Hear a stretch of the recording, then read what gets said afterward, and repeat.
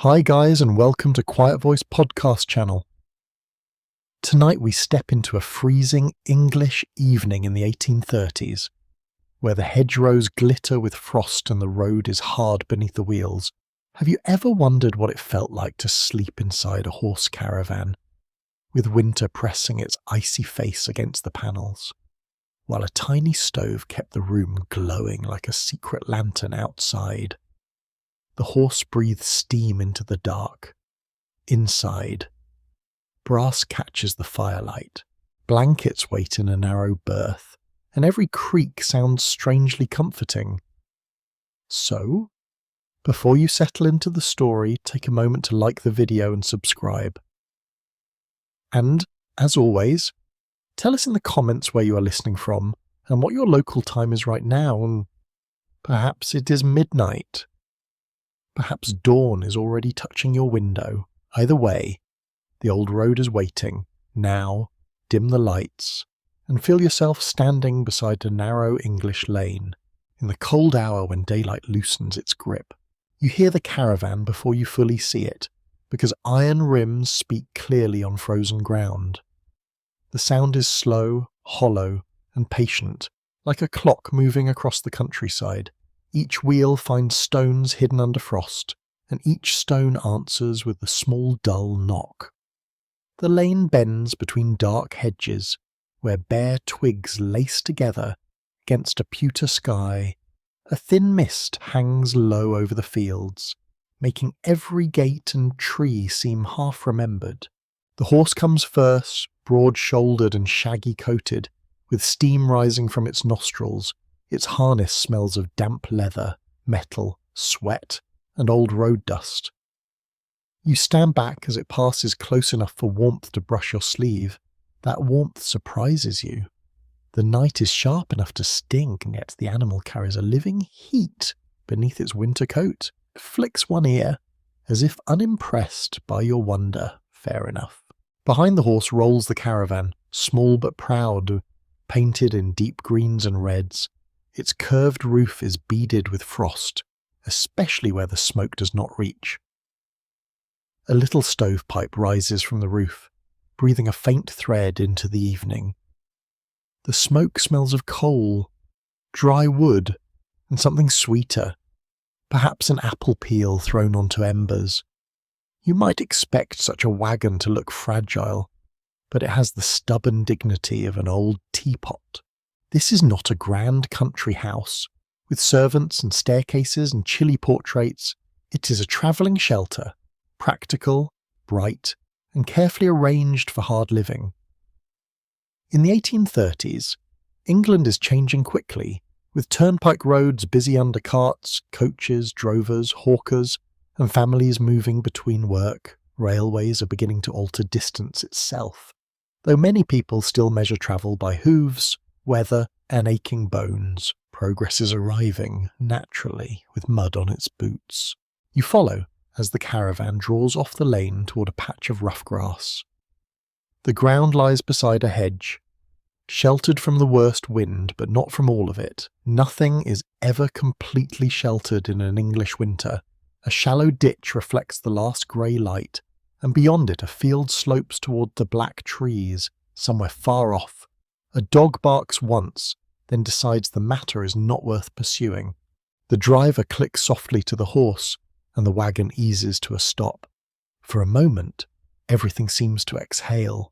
The wheels settle, the harness gives a final creak, the horse lowers its head, blowing softly through its lips. You feel the cold gathering around your ankles, nosing through the seams of your clothes with rude determination. Winter is very thorough. Your boots press into stiff grass, each blade crackling beneath your weight. The air tastes faintly metallic, as if frost has a flavour of its own. You touch the caravan side with your gloved hand and feel cold paint, smooth in places, rough where journeys have marked it. The panel does not feel like a wall at first. It feels like a promise that has endured potholes. A lantern is lifted from a hook, and its yellow light spills over the frozen ground. The glow catches the horse's eye. The buckles, the edge of a wooden step, Everything near the light becomes intimate. Everything beyond it becomes enormous. The lane fades behind you, and the fields open like a dark sea. You're not far from villages, inns, toll gates, and parish boundaries, yet the night makes the whole world feel emptied. You notice the wheels are taller than you expected, built to survive ruts and stones. Iron tyres circle them, dark with wet grit from the road. The axle has the heavy patience of handmade labour.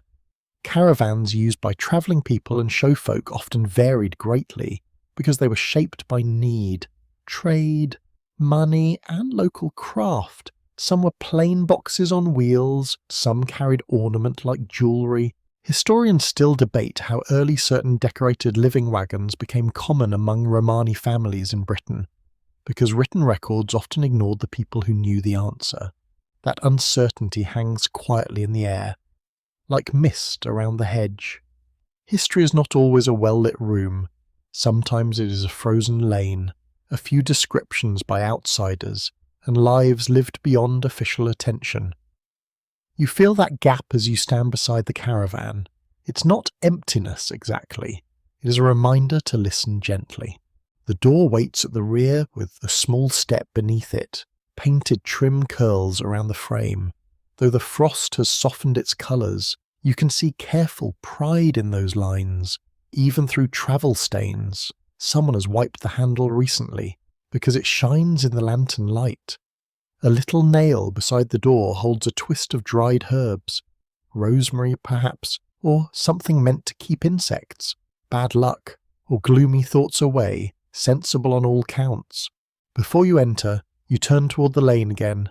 The road lies pale and hard, threaded between hedgerows older than anyone present. In 1830s England, such roads carry endless small histories.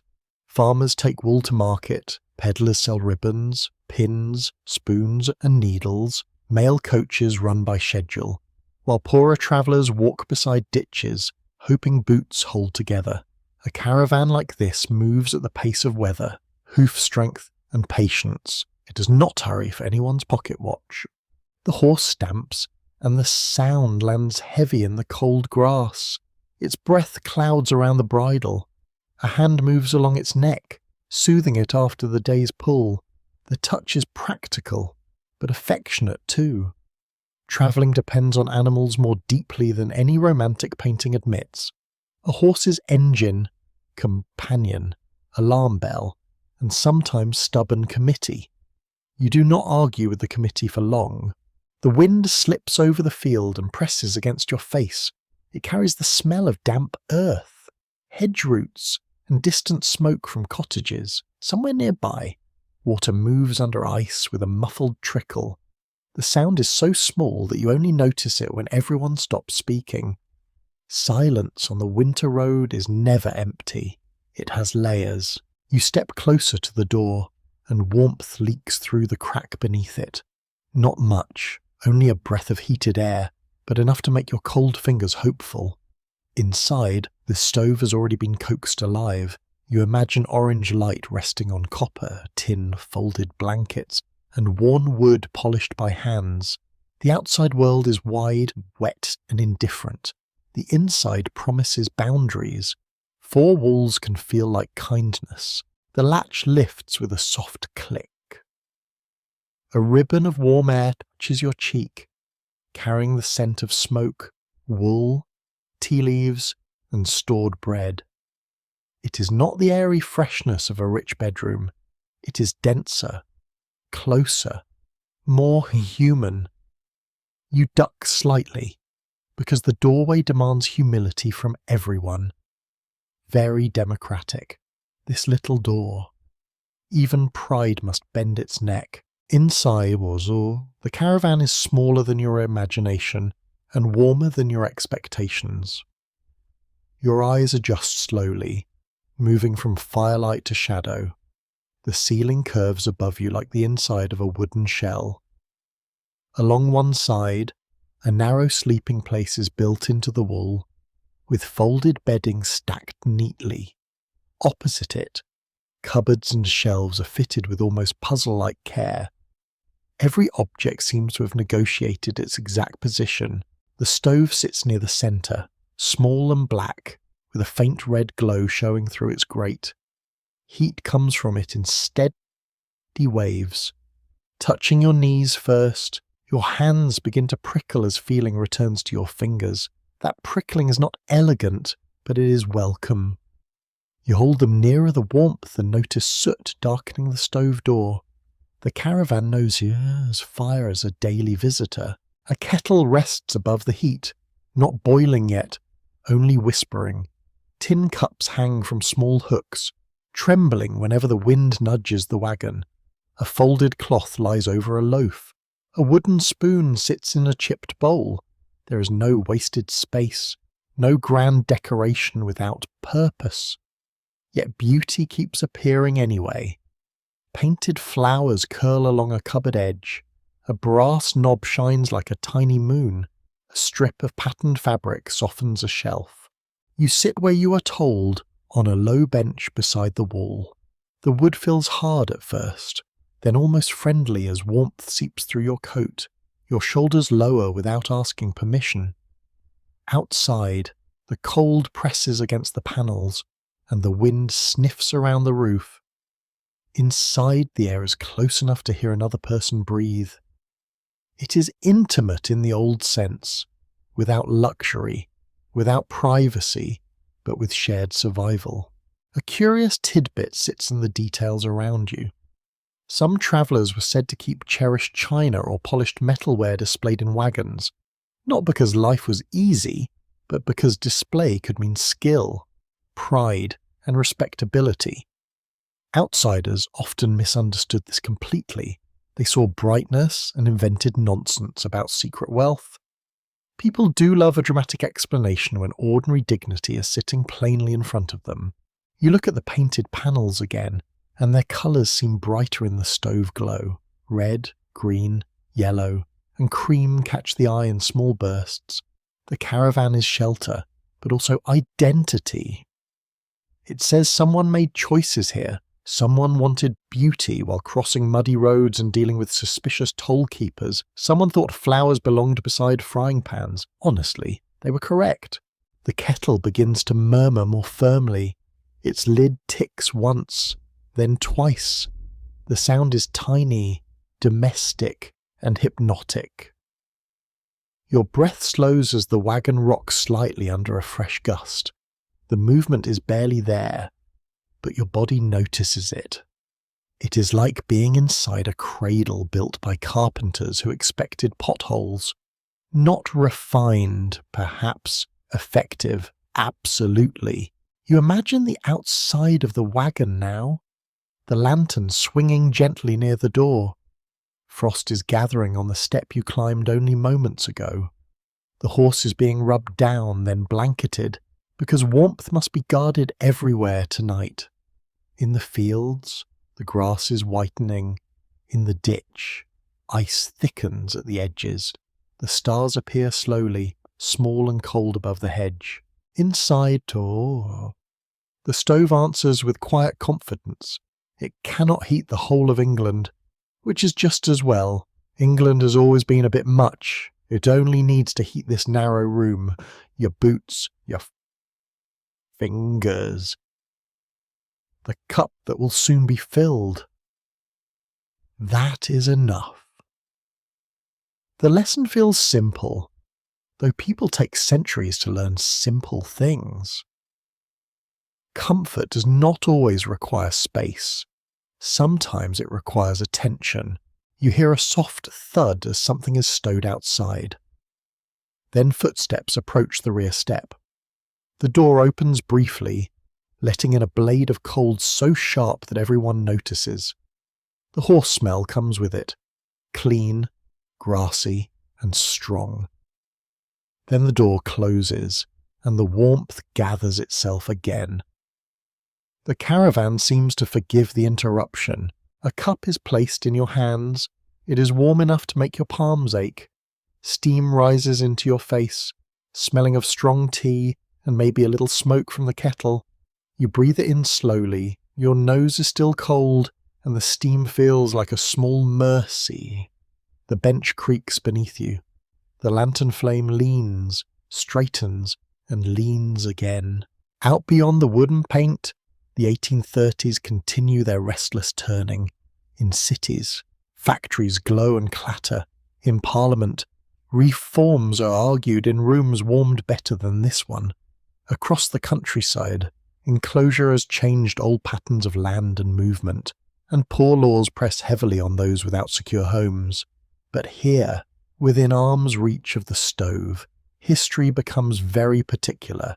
It is cup, blanket, horse, hinge, road, and breath. You take a cautious sip, and the tea is stronger than expected. It tastes slightly bitter, wonderfully hot, and not at all interested in your delicate opinions. The heat moves down through your chest. Your toes remain cold, but they're considering improvement. Outside, a branch scrapes the caravan side with a dry whisper. For a heartbeat, it sounds like fingers, then the wind shifts, and the sound passes into nothing. The sleeping berth catches your attention again. It is narrow, but layered with blankets, rugs, and perhaps a sheepskin folded at one end. You picture it yourself lying there later, knees slightly bent, listening to the stove settle. The space will be limited. Turning over may require planning, yet the thought does not trouble you. There is a strange reassurance in knowing exactly where the walls are. The wagon holds smells that have accumulated through many evenings. Smoke in the boards, wool warmed by bodies, soap faintly stored in cloth, leather from straps, damp from coats hung too near the door, food from suppers cooked in poor weather. These scents mingle into something no fashionable room could imitate. It is not perfect, it is alive. A small drawer is open-aired, and you glimpse pins, thread, buttons, and a folded scrap of paper. Travellers often repaired constantly, because road life punished fabric, wheels, harness, and patience. Mending was not a hobby, it was civilization in miniature. A torn coat might be patched by firelight, while wind tested the door and tomorrow's road waited in darkness. Even rest had edges of work. The lantern is turned lower, and the caravan softens, corners deepen. The stove becomes the brightest thing, pulsing gently through its iron mouth. Shadows move over the curved ceiling in slow patterns. You begin to understand why a person might remember such an evening years later. Not because it was easy, but because every comfort had been earned from cold. You place your cup beside you, feeling heat still trapped in the tin. Outside, the horse shifts again and its harness gives one faint chime. The sound reaches you through walls, blankets, and fire warmth. It reminds you that the road has not vanished. It is only sleeping too, stretched under frost beneath the hedges. By morning, wheels will find it again. For now, you stay seated in the narrow glow. Your fingers are warm, your cheeks have stopped aching. The caravan creaks softly, as if speaking in its sleep. The cold waits outside, patient but unwelcome. Inside, you are held by wood, flame, wool, and the calm practicality of people who know weather better than poets do. The last light fades from the window, leaving only a dark square rimmed with frost. You watch your own reflection appear faintly in the glass, softened by the lantern smoke. You are not in a mansion, you are not in an inn, you're in a small room on more wheels, parked beside a winter field in 1830s England, while the night gathers around you like a cloak. And somehow, impossibly, it feels toasty warm. The horse stands under the dim lantern, breathing clouds into the blue-black air. You step down onto the stiffened grass and feel the cold reach immediately through your soles. It comes up from the ground with silent confidence, as if the earth itself has become a sleeping block of iron. The lane behind you is pale with frost, and every rut has hardened into a ridge. Nothing underfoot is soft now. The first task is to unhitch, because warmth inside means very little if the animal outside is neglected. Travelling in the 1830s depends on patience, and patience begins with the horse. You move beside its shoulder, where the heat of its body pushes back against the night. Its coat is thick and slightly damp from work, rough beneath your palm when you stroke it. The hairs bend and spring slowly beneath your glove. A hand shows you where to stand, because harness straps have their own logic. Leather runs across the chest, over the back, along the traces, and toward the shafts. Each buckle is dark with use, polished where fingers often work it. The smell is strong here, a mixture of horse sweat, tallow, damp leather, and cold iron. It is not unpleasant, it is simply honest. The horse shifts its weight, and one hoof cracks a thin plate of frozen mud. The sound is small but sharp in the stillness. You can hear the animal chewing at the bit, moving its jaw with slow irritation. Perhaps it is thinking that humans take too long with everything. This opinion would be difficult to challenge. You reach for a strap, and the metal buckle burns cold even through your glove, your fingers clumsy around it, slow and thick in the winter air. You learn quickly that cold makes simple tasks feel ceremonial. The strap resists, then loosens with a small jerk. Another strap follows. The leather creaks as tension leaves it, and the horse lowers its head as if gratitude should be obvious. A mainstream truth of road life rests in this careful work. Horses were expensive to buy, feed, and maintain, and many working families could not treat them carelessly. A lame or sick animal could mean lost earnings, stranded goods, or a night spent in real danger. The romantic picture of wandering wheels forgets this often. The horse was not scenery, the horse was survival with ears. You help draw the shafts clear, guiding them aside as the animal steps forward. The caravan gives a faint settling groan behind you, freed from the living pull that brought it here. A wooden block is wedged near a wheel to keep it from shifting. The block strikes the ground with a dull knock, and that sound feels reassuringly final. The wagon is staying here tonight. A blanket is brought out for the horse, thick and rough, smelling faintly of stable straw and old rain. You lift one corner, surprised by its weight. Together you settle it over the animal's back, smoothing it along the curve of the spine. Steam rises for a moment beneath the cloth, then fades. The horse flicks its tail with the dignity of someone accepting proper service. Nearby, a small bundle of hay waits under a canvas sheet. The canvas is stiff with cold, its edges crackling when you lift it. Hay smells sweet and dusty like summer trapped in pale stalks. The scent feels almost impossible in this freezing field. You pull some free and place it where the horse can reach. It drops its head at once, tearing mouthfuls with a slow, steady rhythm. That sound is deeply calming. Hay pulled, teeth furious grinding, breath pushing softly through nostrils. Again and again, you stand near enough to hear the wet crunch inside the animal's mouth. There is something grounding about it, something older than clocks and timetables. A fed horse makes the whole camp feel more settled. The lantern light wavers over the hedge, where frost silvered every twig. You can smell smoke from the stove drifting out of the little pipe, thinner now in the colder air. The smoke rises straight for a few feet, then bends under the wind. It carries the promise of warmth, but the work keeps you outside a little longer. Winter has a way of making promises wait.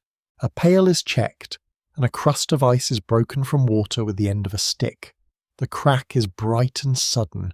Your breath catches as cold droplets leap onto your wrist. The horse sniffs the pail, drinks, pauses, and drinks again. Its lips ripple the dark surface, and the lantern trembles in that moving reflection. The sound is hollow, private, and steady. A quirky little habit appears during these tasks. Some road people swore by rubbing a horse's legs down with straw after a hard day, not only for cleanliness but to keep stiffness away. Others used bits of old sacking, rags, or whatever the road had spared. There were many opinions on horse care. Naturally, human beings can disagree about anything, especially when standing in the cold. You are given a twist of straw and shown how to rub downward along the leg. Carefully, always carefully. The horse's skin twitches beneath your touch, and his muscles feel firm under the hair. You become aware of the animal's size in a new way. One careless movement from either of you could turn calm work into trouble. So you slow yourself. The road teaches attention. The surrounding countryside grows darker, and the first clear stars sharpen above the field. A low bank of cloud hangs farther west, purple and heavy, like folded wool. The hedge blocks some wind, but little threads of air sneak through gaps and tug at your coat. They find your wrists, they find your neck. They are horribly talented. You hear a distant cart somewhere beyond the bend. Its wheels grind faintly, then vanish. In this decade for all, such roads are still full of mixed movement, from market carts to stagecoaches to wandering sellers with packs. Turnpike trusts maintain many main routes by collecting tolls, though smaller lanes remain muddy, rutted and stubborn. On a winter night, improvement can feel rather theoretical. A pothole does not care about legislation. The caravan must also be made secure. You walk around it slowly, lantern held low, inspecting the wheels and ground. The painted sides look darker under frost, and the lower panels carry streaks of mud from the day. The wheels stand slightly angled in the uneven grass. Iron rims have gathered a pale edge of ice. You can feel cold radiating from them when you crouch near. A small wedge is placed near another wheel, then pressed firm with your boot. The ground resists, your heel slips once, and you catch yourself against the wagon side. The paint is cold and smooth under your palm. Inside, something tinny gives a tiny answering rattle. The caravan seems to notice everything. Perhaps small homes do. The rear step is folded or secured, depending on its making, and you examine the latch. A rope is looped where needed, not elegantly, but effectively. The aim is simple. Nothing should swing, flap, roll, or a bang at midnight unless it has a very good reason. Weather enjoys loose objects. It plays with them until everyone inside loses patience. You look up at the stovepipe, where a faint glow shows from the vent when the wind turns. Soot darkens the metal around the joint. The pipe must draw properly, or the cosy interior becomes smoky and miserable. Travelling stoves gave precious warmth, but they also demanded judgment. Fuel, draft, sparks, and ventilation all mattered.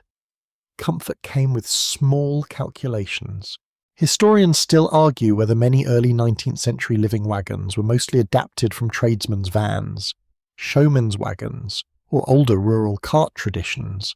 The surviving evidence is uneven, because ordinary working vehicles were rarely preserved like royal carriages. People wrote about spectacles more readily than sleeping arrangements. This is rude of them, but not unusual. You pause at the front of the caravan, where the shafts rest. The horse, now free, chews hay with our noble concentration. Its blanket has settled over its back, and a little frost has already formed along the outer fibres. You touch the edge and feel damp wool turning stiff. It reminds you how quickly warmth can be stolen. The night is patient. It takes payment in degrees. A small bag of feed is opened, and a handful is poured into a nosebag or shallow container. The grain smells earthy and faintly sweet. The horse lifts its head at once, because it has opinions about grain too.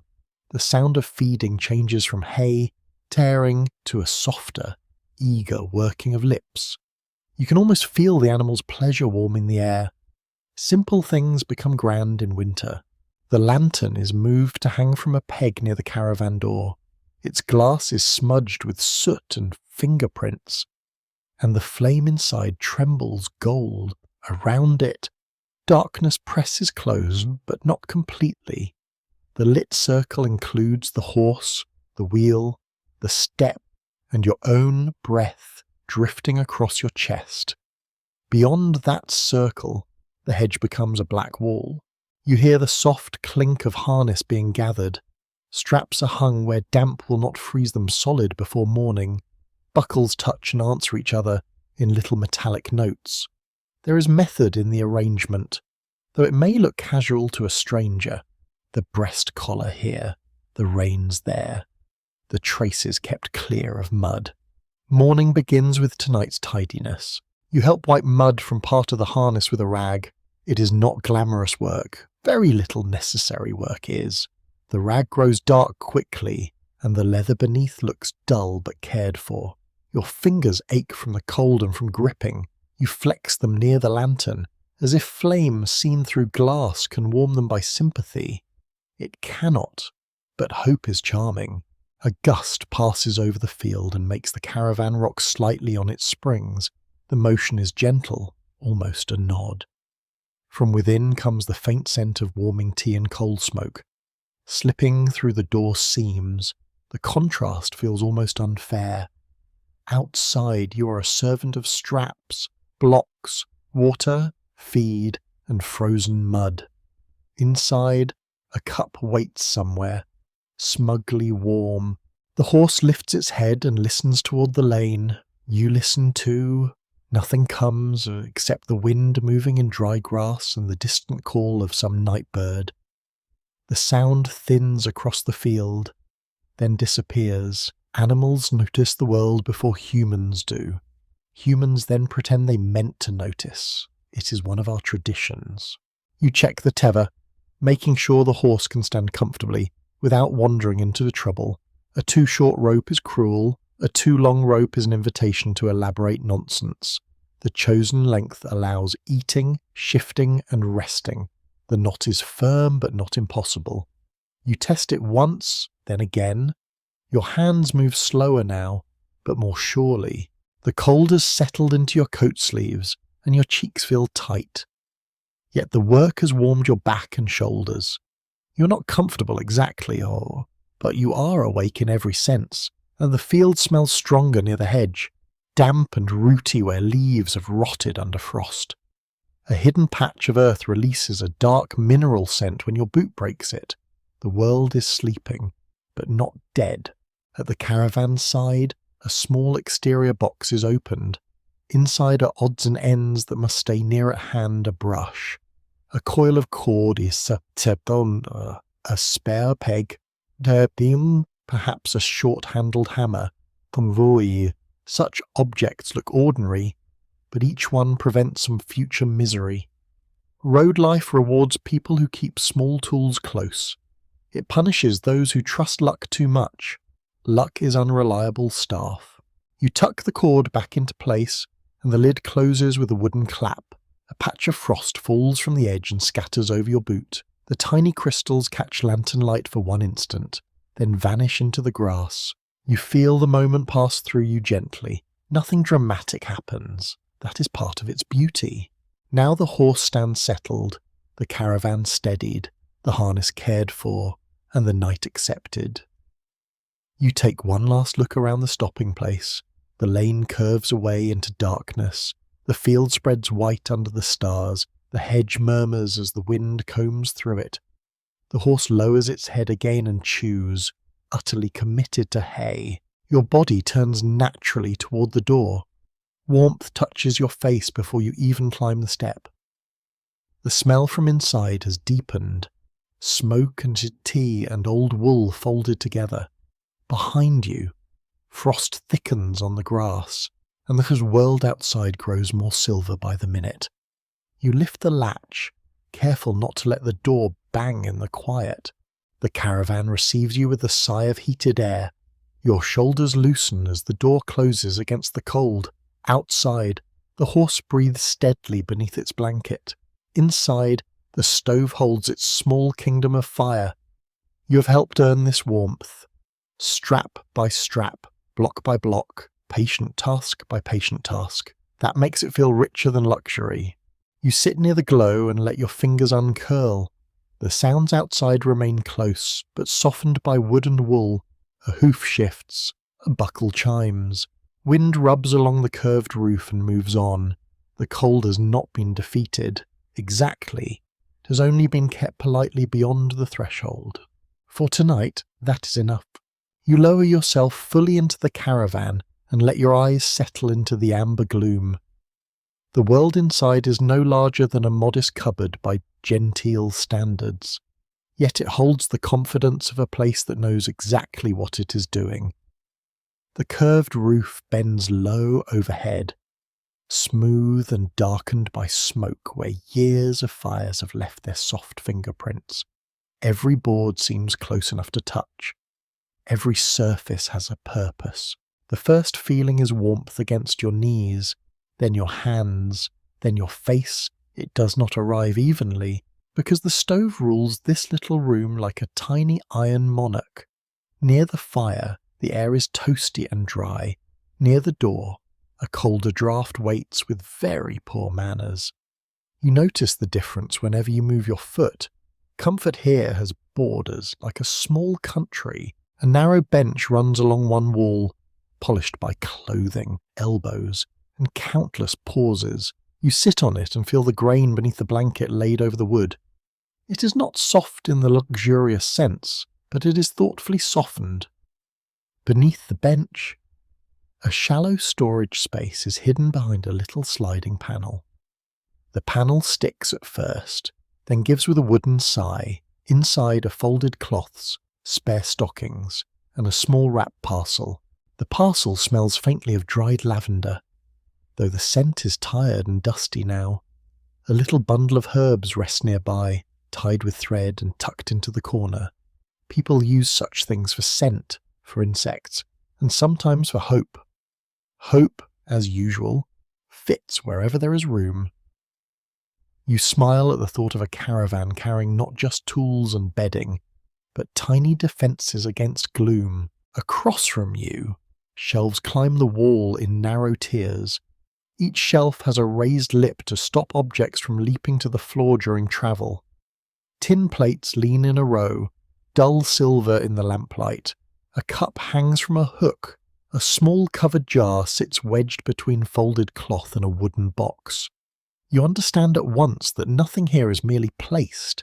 Everything is persuaded to stay. That is one of the quiet marvels of a horse caravan. A house on wheels cannot afford careless arrangement. A teapot that looks charming at noon becomes a missile on a rough road. A loose pan conducts a concert all afternoon. People who lived this way learned a practical art of balance, padding, hooks, wedges, straps, and habit. Disorder was not romantic.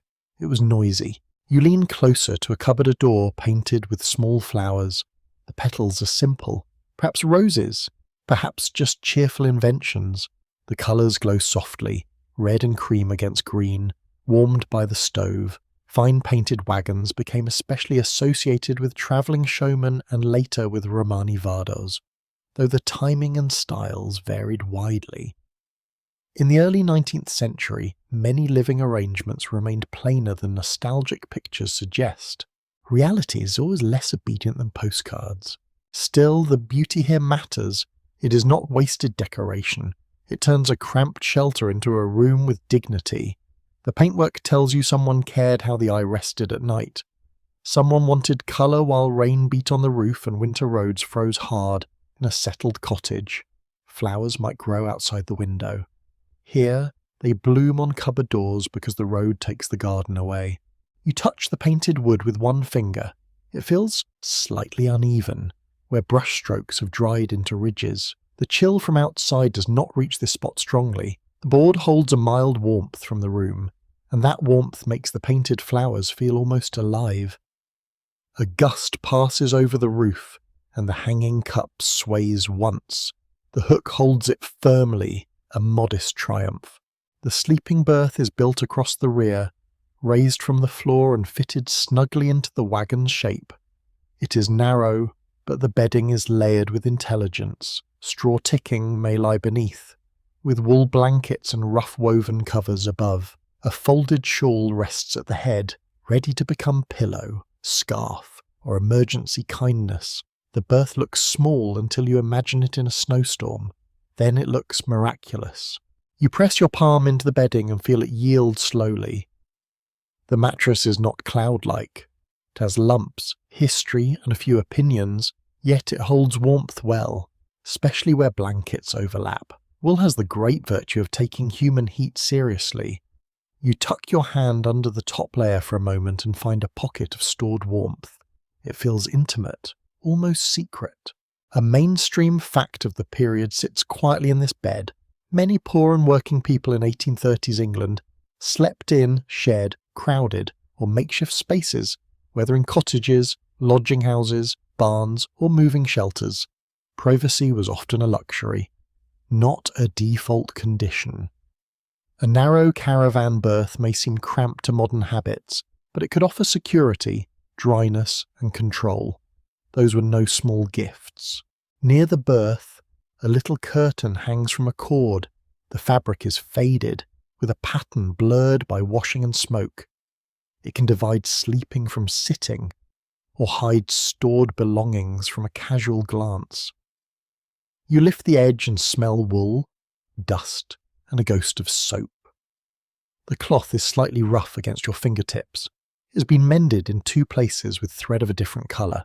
Mending appears everywhere once you begin to notice it. A patched cushion, a repaired strap, a cracked handle bound with twine, a hinge reset slightly crooked. Nothing seems ashamed of repair. The Caravan does not pretend to be new, which is refreshing. Many modern houses could learn from this. A patched thing can still be beloved, useful, and quietly proud. The stove gives a small pop from within, and a tiny shower of orange light flickers behind the grate. Its warmth touches the underside of the kettle and creeps into the floorboards nearby. The stove is small enough that feeding it requires judgment. Too little fuel, and the night grows cruel. Too much, and the room becomes smoky, stuffy, or unsafe. A warm Caravan asks for attention, not laziness. You notice a metal guard set near the stove, perhaps to keep cloth and skirts safely away. In such a tight space, fire is both blessing and threat. Sparks do not care how tired anyone is. A coal scuttle or small wood box sits nearby, not full enough to be wasteful, not empty enough to be worrying. The fuel gives off a dense, mineral smell, sharpened by cold air slipping at the floor. The floor itself is swept clean but marked by travel. Mud has stained the boards near the door, and pale scratches run where boots have dragged grit inside. Under the bench, a small mat catches the worst of it. The mat feels wiry beneath your shoe, made for endurance rather than elegance. You place your feet carefully, aware that every inch of floor must serve several purposes: passageway, kitchen, sitting room, bedroom, a crowded career for a few planks. A quirky detail draws your eye near the ceiling. A narrow cord runs along the curve of the roof, with small items tucked or tied to it. A spoon, a bit of cloth, a folded cap, perhaps a charm made from thread. Some travellers kept little keepsakes or protective objects tucked high where they would not be trampled. Outsiders often called such things superstition. That is a grand word for wanting the night to be kind. The lantern hangs from a bracket rather than sitting loose. Its flame trembles inside cloudy glass, turning soot marks into soft shadows. The smell of lamp oil blends with tea steam and stove smoke. You hear the faint hiss of the flame whenever the room falls quiet. It is not a grand sound, but it fills the small space tenderly, light. Here must be guarded like heat. You look toward the tiny window. Frost has crept around the edges, forming pale feathers on the glass. The centre remains dimly clear, showing only darkness and a suggestion of hedge beyond. When the stove brightens, your reflection appears there, blurred and golden. The window is both opening and barrier. It lets in enough light to remind you where you are, but not enough to steal the room completely. Historians still question how daily interiors varied between different travelling communities, because accounts were often written by officials, reformers, or curious outsiders. These observers noticed what confirmed their expectations and missed what did not interest them. A shelf arrangement, a child's blanket, or a cooking habit rarely seemed worth recording. The result is a history full of wagons seen from outside. You are learning to imagine the inside carefully. A wooden chest sits beneath the berth, its lid held by a simple latch. You're allowed to open it, and the lid rises with a dry creak. Inside lie folded garments, a spare apron, a small pouch, and a piece of ribbon wrapped around a comb. The comb has missing teeth. It remains useful anyway. The ribbon is faded blue, soft from handling. Such small possessions make the room feel suddenly personal. The chest gives off the smell of cedar, dust, cloth, and the faint sourness of damp once dried. You close it gently, not wanting to disturb the private order. In a room this small, your privacy cannot depend on distance. It depends on respect. A closed lid means something. A folded cloth means something. A person learns not to pry unless invited, especially when everyone sleeps near everyone else's belongings. Beside the stove, a shallow pan hangs ready for cooking. Its blackened bottom tells of many meals warmed quickly at the stopping places. A spoon with a worn handle rests near it. You imagine porridge, broth, onions, potatoes, bacon ends, bread revived by heat, tea strong enough to argue with the weather. Simple food, but food made precious by cold. Hunger has a talent for improving menus. The ceiling creaks softly as the wind presses against the curved roof. The sound travels through the wooden ribs, a gentle shifting and settling. You notice how the caravan moves even when standing still. A floorboard lifts slightly under one foot. A hanging cup whispers against its hook. The walls answer the weather with tiny sounds. It is like resting inside a musical instrument, though one built by practical people who owned hammers. You run your hand along the curve of the wall. The wood is warm where the stove reaches it, cool nearer the window, and cold near the door. These differences map the invisible shape of the room's heat. In a large house, warmth can feel vague and wasteful. Here, it is specific. You know exactly where to place your hands, your boots, your cup, your blanket. Comfort becomes knowledge. A small-looking glass hangs near the cupboard, clouded and speckled with age. In it, your face appears warped by imperfect silvering. The room behind you doubles into a dream version of itself. Painted flowers bend, lantern flame stretches, the stove becomes a red eye. The mirror is not for vanity alone.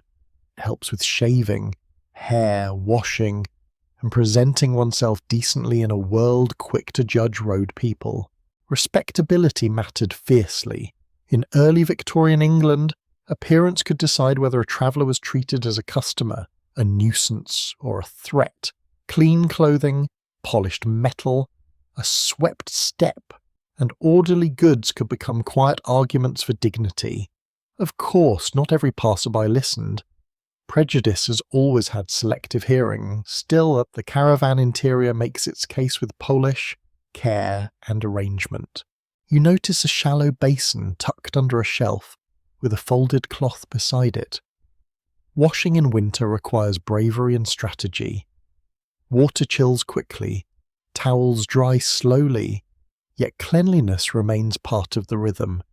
The basin smells faintly of soap and tin.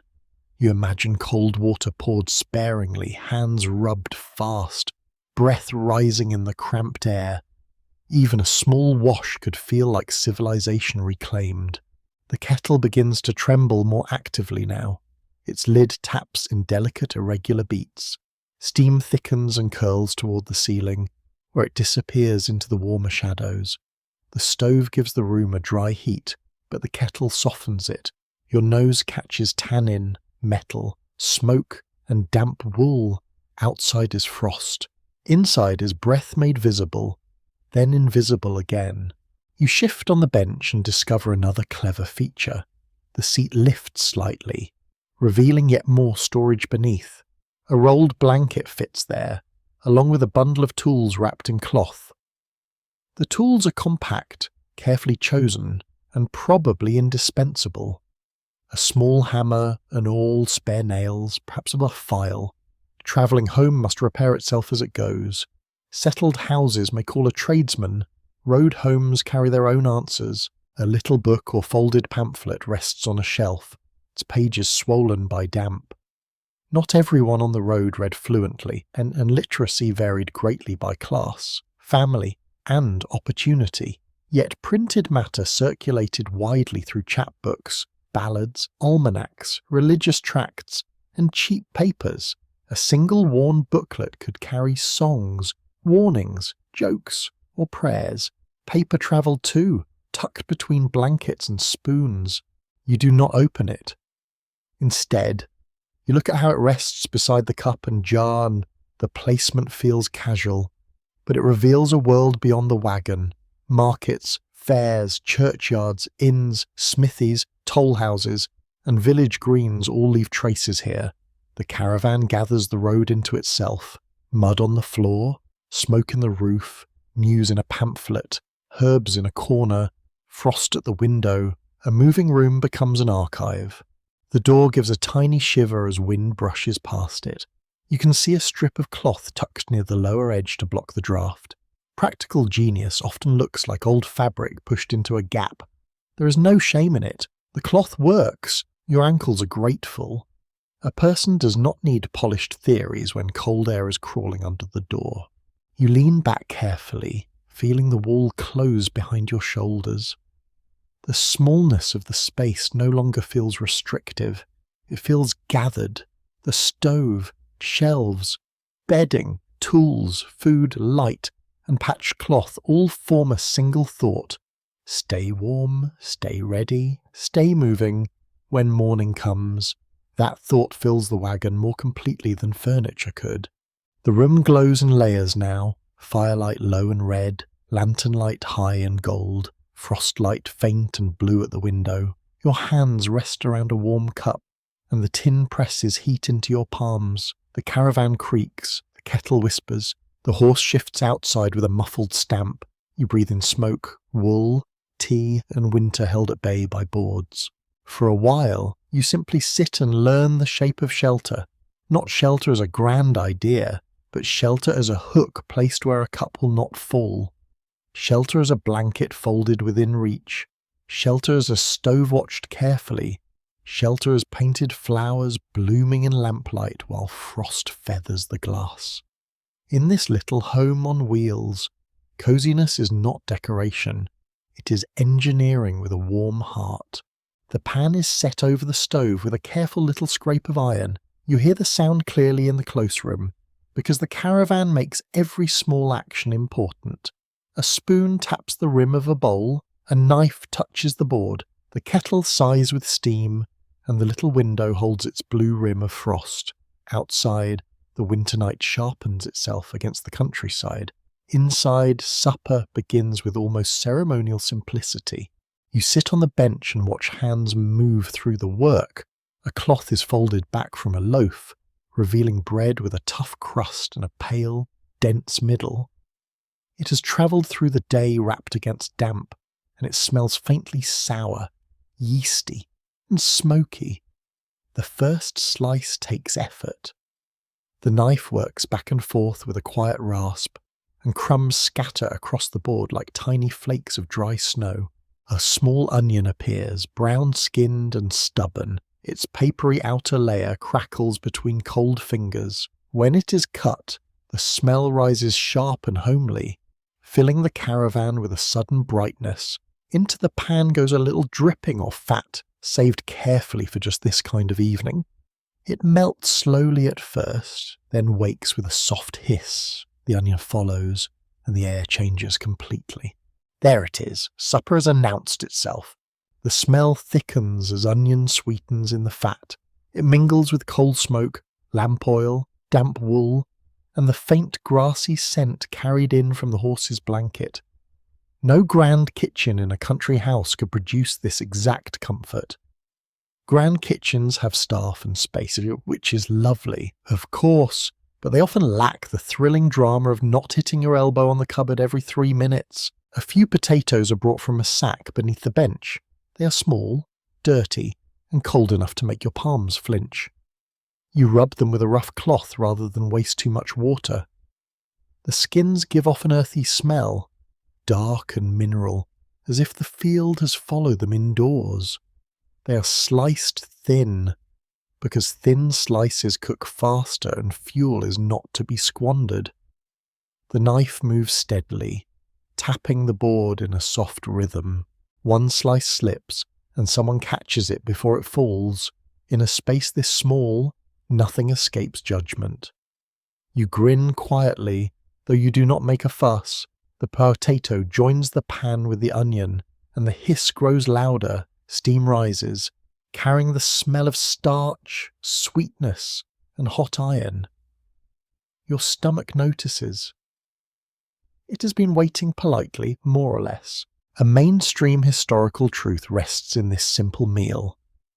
For many working people in 1830s England, food was plain, filling, and shaped by price, season, and access to markets, bread, potatoes, onions, oatmeal, cheese, bacon, scraps, tea, and whatever could be bought, bartered, gathered, or carried made up many ordinary meals. Fresh meat was not an everyday certainty for poorer families. The stomach learned realism early. The pan must be watched closely. The stove gives good heat, but uneven heat, especially when the fire shifts. Someone nudges the fuel with a short poker, and red light blooms through the grate. The warmth touches your cheek like a hand. The pan is lifted, turned slightly, set down again. Cooking here is not separate from the weather. It is a negotiation with flame, metal, and patience. The caravan grows fragrant and misted, steam beads near the window, joining the frost in cloudy patterns. Your shoulders relax further with every passing minute. The outside wind pushes along the wall, but the supper smells stronger than the cold now. That feels like a victory. Not a large victory, a pan-sized victory. Those are often the ones that matter. A pinch of salt is added from a twist of paper. Such a tiny thing, yet it changes everything. The paper is folded carefully and put away, because even small goods deserve respect. A little pepper may be present too, if fortune has been kind, though it is used with restraint. Spices in poor households often live dramatic lives.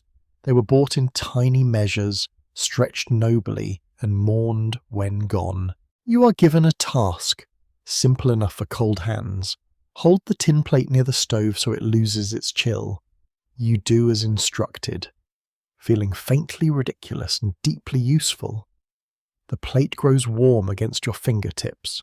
If food is placed on cold tin, heat vanishes too quickly. Supper is not merely cooked, it is defended from winter until the last bite. A quirky tidbit floats up with the steam. Road travellers sometimes carried a cherished frying pan, kettle, or teapot for years, patching handles and blackening bottoms through endless use. Such objects could become almost family members, though far less argumentative than some relatives.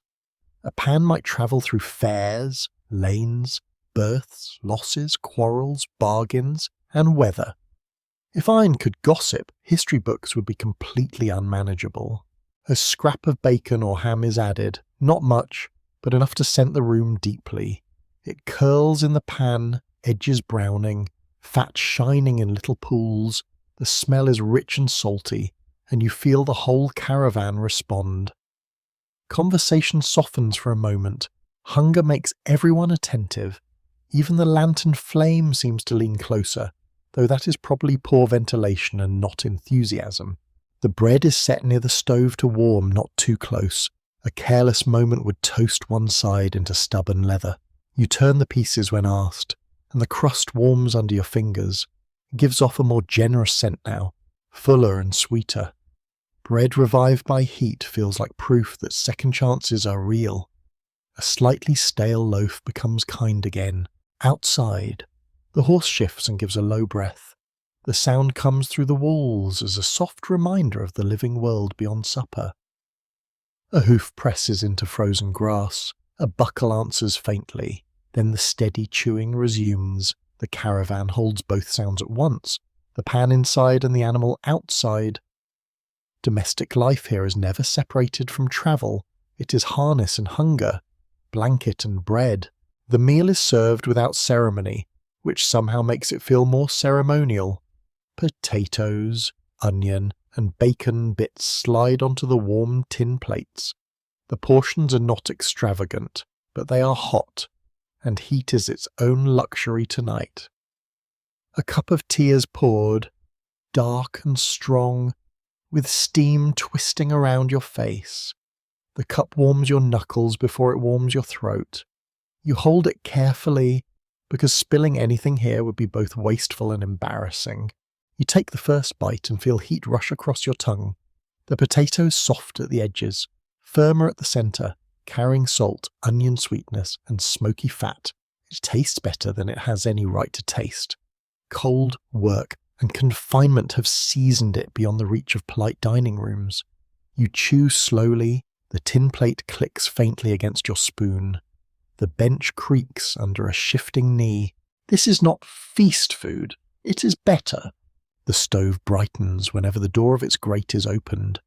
Firelight spills low over boots, hems, floorboards, and the side of the pan.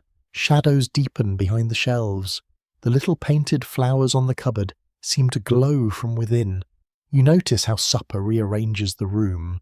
A place of storage becomes a place of sharing. A cramped space becomes a table, even without much table at all. Historians still argue whether some accounts of lavish caravan interiors were accurate observations or romantic exaggerations by outsiders who liked colourful stories. Travelling people were often described through prejudice, fascination, fear, or sentiment, none of which are reliable measuring tools. One writer might praise comfort where another claimed squalor. The truth varied by family, wealth, weather, and luck. History, inconveniently, refuses to be tidy. You listen to the conversation move gently around the meal. It touches weather first, because weather is never small talk on the road. It is planning, memory, warning, and complaint in one respectable coat. There is mention of a market town a few miles away, a toll gate best avoided, a smith known to overcharge, and a farmer whose hay is decent.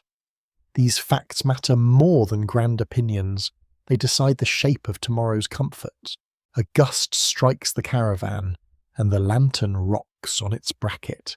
Tea trembles in your cup, making a dark circle at the rim. The stove answers with a low flutter as the draught shifts. Nobody panics. The pan is moved a little. A cloth is tucked more firmly near the door.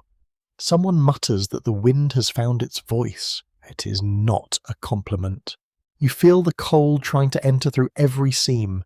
It brushes your ankles and tests the back of your neck. Yet the food pushes warmth outward from your middle. Slow and steady, the room has two climates now. One at the floor and one around the stove. You learn to sit where your knees benefit most. There is no shame in strategic knees. The tea is strong enough to make your eyes widen slightly. It has been brewed with economy and conviction, perhaps from leaves already stretched once. Milk may be absent, sugar uncertain, but heat and bitterness do their work. In the 1830s, tea had become a deeply important drink across many levels of British society. Even when it was taken weak or carefully rationed. It warmed, soothed, and gave shape to pauses. The empire sat in the teacup, whether anyone mentioned it or not. A little jam pot is opened for the bread, though only a thin smear is allowed.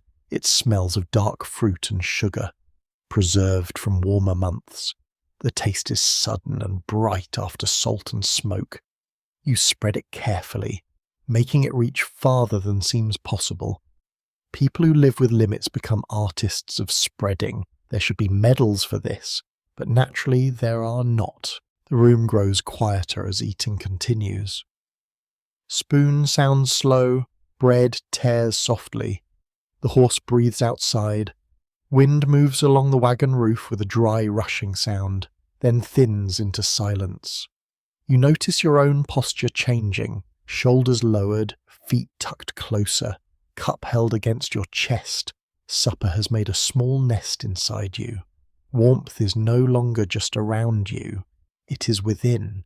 A tiny crumb falls onto your coat. You pick it off and eat it. because waste has no place in this room. The act feels ordinary, but it connects you to countless winter meals in humble shelters, in cottages, barns, boats, lodging houses, and wagons, people guarded crumbs, embers, dry socks, and good temper. Some succeeded better than others. Good temper, especially, is famously slippery in bad weather. The plates are scraped clean with bread, and the final mouthful is taken slowly. The pan is returned to the stove with a little water to loosen what clings. It hisses and gives off a savoury cloud. That smell lingers warmly in the air. Washing up is done with minimal water, a rag, and practical speed. The caravan cannot indulge a mountain of dishes. It has mountains enough in the form of mud. The cleaned spoon is wiped and returned to its place. The salt twist is secured. The loaf is wrapped again. The bacon remnant, if any remains, is put away like treasure. Order returns, but not the same order as before supper. The room now holds the memory of eating. It clings in the boards and floats near the ceiling. Even the blankets seem warmer for it. A coal is shifted, and the stove settles into a steadier glow. Someone checks the kettle, then sets it slightly aside so it will not boil itself into fury. The sound softens from murmur to breath. Your cup is refilled only halfway, a sensible kindness. Too much tea before sleep would be reckless, and the night already has enough adventures available. You hold the warm cup and watch condensation creep down the window glass. Beyond it, the field is invisible except for a faint paleness near the ground. The frost is thickening out there, building its quiet kingdom over grass, wheel, hedge, and ditch. Inside, onion sweetness still hangs in the air. Your hands smell faintly of bread and smoke, your lips taste salt. The meal has changed the caravan from shelter into home, not forever, perhaps not even for a week, but for this hour completely. A home can be a place where food is shared. Tools are returned to hooks, and someone remembers to warm the plate. It can be 6 steps long and still contain a whole evening. It can have wheels and still feel rooted. You lean back against the wooden wall, listening as the stove ticks softly. Metal expands and settles in tiny, irregular notes.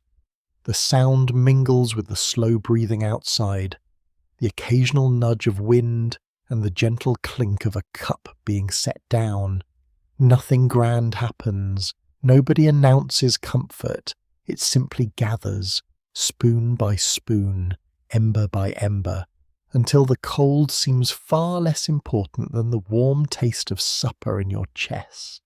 The lantern is lowered a little more, and the painted cupboards fade into softer colour. Your eyelids grow heavier, not from exhaustion alone, but from the ancient satisfaction of being fed while winter waits outside. The caravan rocks once in the wind, then steadies. The floor holds, the stove glows, the cup warms your palms. For now, the night may do as it likes. The road people come into focus slowly, not as a crowd in a painting, but as ordinary lives gathered around skill. You sit in the warm caravan and begin to understand that this moving shelter is only one part of a wider world. Beyond the little window lie lanes, commons, fairgrounds, market edges, parish borders, and farm tracks known by memory. A travelling life is not random wandering. It is a map carried in the mind. You picture the families who move through such places with the seasons. Some repair pots and pans, some mend chairs, sharpen knives, trade horses, sell baskets, tell fortunes, play music, or carry small goods from town to town.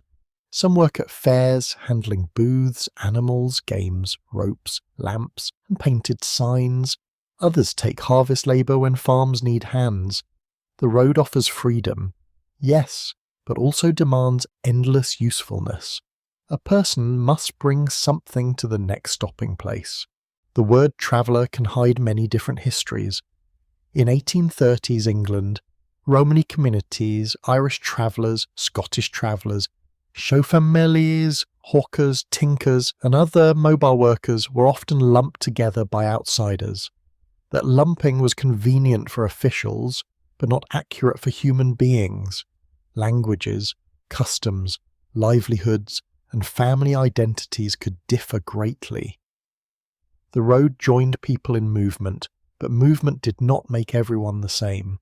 History becomes kinder when it notices the difference. You hear voices outside the caravan in your imagination, low and practical under winter air. A woman calls to a child not to stray near the ditch. A man laughs while checking a rope. Someone complains about a toll collector who charged too much for a road with heroic quantities of mud. The complaint has merit. A road demanding payment should at least try not to swallow your wheel. The caravan creaks gently around you, and the stove adds its soft ticking. These sounds frame the social world of movement. People who lived on the road often depended on networks of kinship and reputation. A cousin might know which farmer allowed stopping near a barn. An aunt might remember a fair where brushes sold well. A grandfather might know which village constable enjoyed making trouble. Such knowledge mattered as much as money. The mainstream historical fact here is plain. Early Victorian England tightened poor relief, policing, and local control, making life difficult for people without fixed settlement. Parish authorities cared deeply about who belonged where, especially when poverty threatened local funds. Travellers could be watched, moved along, or judged suspicious simply because they did not fit settled expectations. The road might look open under the stars, but invisible boundaries crossed it everywhere. You feel the weight of those boundaries while the room stays warm. The caravan's walls are thin, yet the social walls outside can be thicker. A friendly village might mean trade, food, gossip, and a safe stopping place. A hostile village might mean insults, refusal, or a sharp visit from an officer. You begin to see why charm, caution, and quick reading of faces were survival tools. A bad first impression could cost a meal. Still, the road is not only hardship, it also carries a lively pride. You sense it in polished brass, swept steps, mended harness, and careful speech at market stalls. A travelling family might own fewer possessions than a settled household, but those possessions could be fiercely tended. Tools were sharpened, pans were cleaned, horses were watched. Children learned by doing, not by sitting still until patience died of neglect. A child might learn the cry used to sell pegs or brooms. Another might learn how to judge a pony's legs. A girl might sew a torn hem while listening to older women discuss prices. A boy might hold a lantern during a wheel repair and absorb every muttered lesson. Of course, those roles could shift by family and necessity. The road rarely respected neat categories for long. Hunger and rain are flexible teachers. The smell of wool, smoke, and leftover supper lingers in the caravan. It draws you inward while thoughts of the outer world expand. You imagine a market morning in a nearby town, when the caravan would wait at the edge of activity.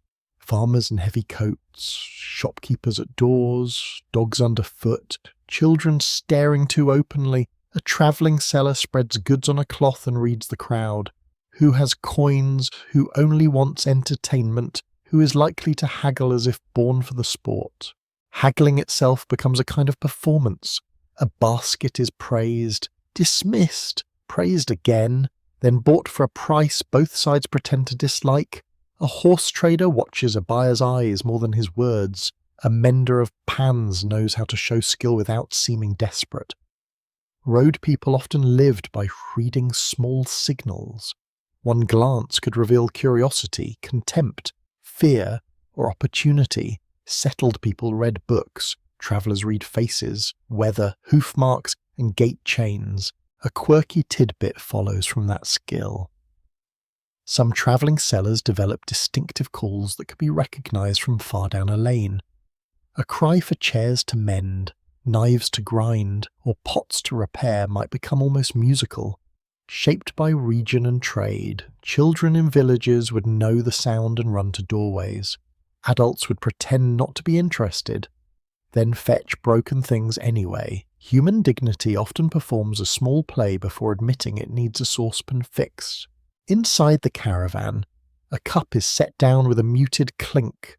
The sound makes you think of trade goods, metal, repair, and hands blackened from soot. Tinkers, a term often used loosely and sometimes insultingly, were associated with mending metal household items.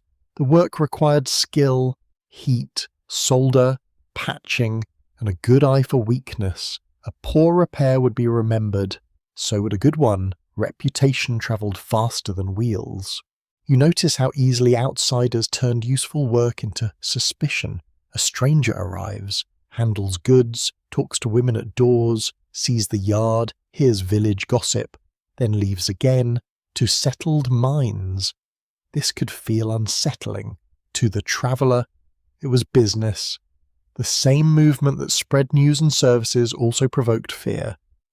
People like convenience, but they dislike being reminded that the world is wider than their street. Historians still argue whether some official descriptions of travelling communities tell us more about the travellers themselves or about the anxieties of settled society. Records made by magistrates, reformers, and local authorities often focused on disorder, poverty, and control. They rarely asked how families understood their own lives. A court note might list a name and offence. It might not mention a lullaby, a recipe, or a joke, or a grandmother's root knowledge. That absence matters. You sit in the lamplit quiet and feel how many lives are reduced by paperwork. A person becomes a problem in one document, a curiosity in another, and a stereotype in a newspaper. Yet the real person has cold feet, favourite songs, sore hands, debts, pride, and someone they worry about. History often misplaces the warmth. You have to go looking for it. The stove glows lower, and someone adds a careful piece of fuel. A red blush travels across the iron, then settles. Warmth returns gently to your knees. The movement of tending the fire feels like tending memory itself. Too much flame, and everything burns too quickly, too little, and the room goes cold. The past needs similar care, which is inconvenient, but true. You think about music on the road.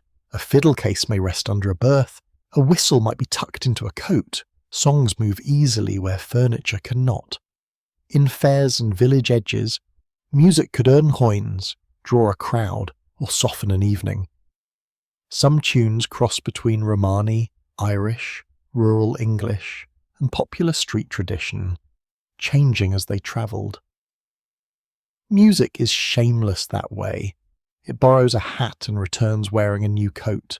There would be stories too, spoken while hands repaired, cooked, brushed horses, or folded cloth, tales of clever bargains, haunted bridges, harsh winters, foolish magistrates, lucky finds, and roads best avoided. Storytelling is not decoration in a mobile life. It preserves warnings, a family memory, humour, and pride. It teaches children where danger lives and how adults survived it. Besides, good story makes rain less boring. Rain in England needs all the help it can get. You imagine the social life around fairs where movement became temporary community. Fairs brought traders, performers, animal dealers, servants seeking positions, children seeking sweets, and officials pretending they controlled everything. There were lights, smells, shouts, bells, wheels, hooves, and mud churned into a grand brown democracy. A caravan could become part home, part shopfront, part backstay. People slept beside painted boards and woke to crowds. In the 1830s, popular entertainments ranged from puppet shows and panoramas to animal displays, acrobatics, ballad singers, and travelling theatres.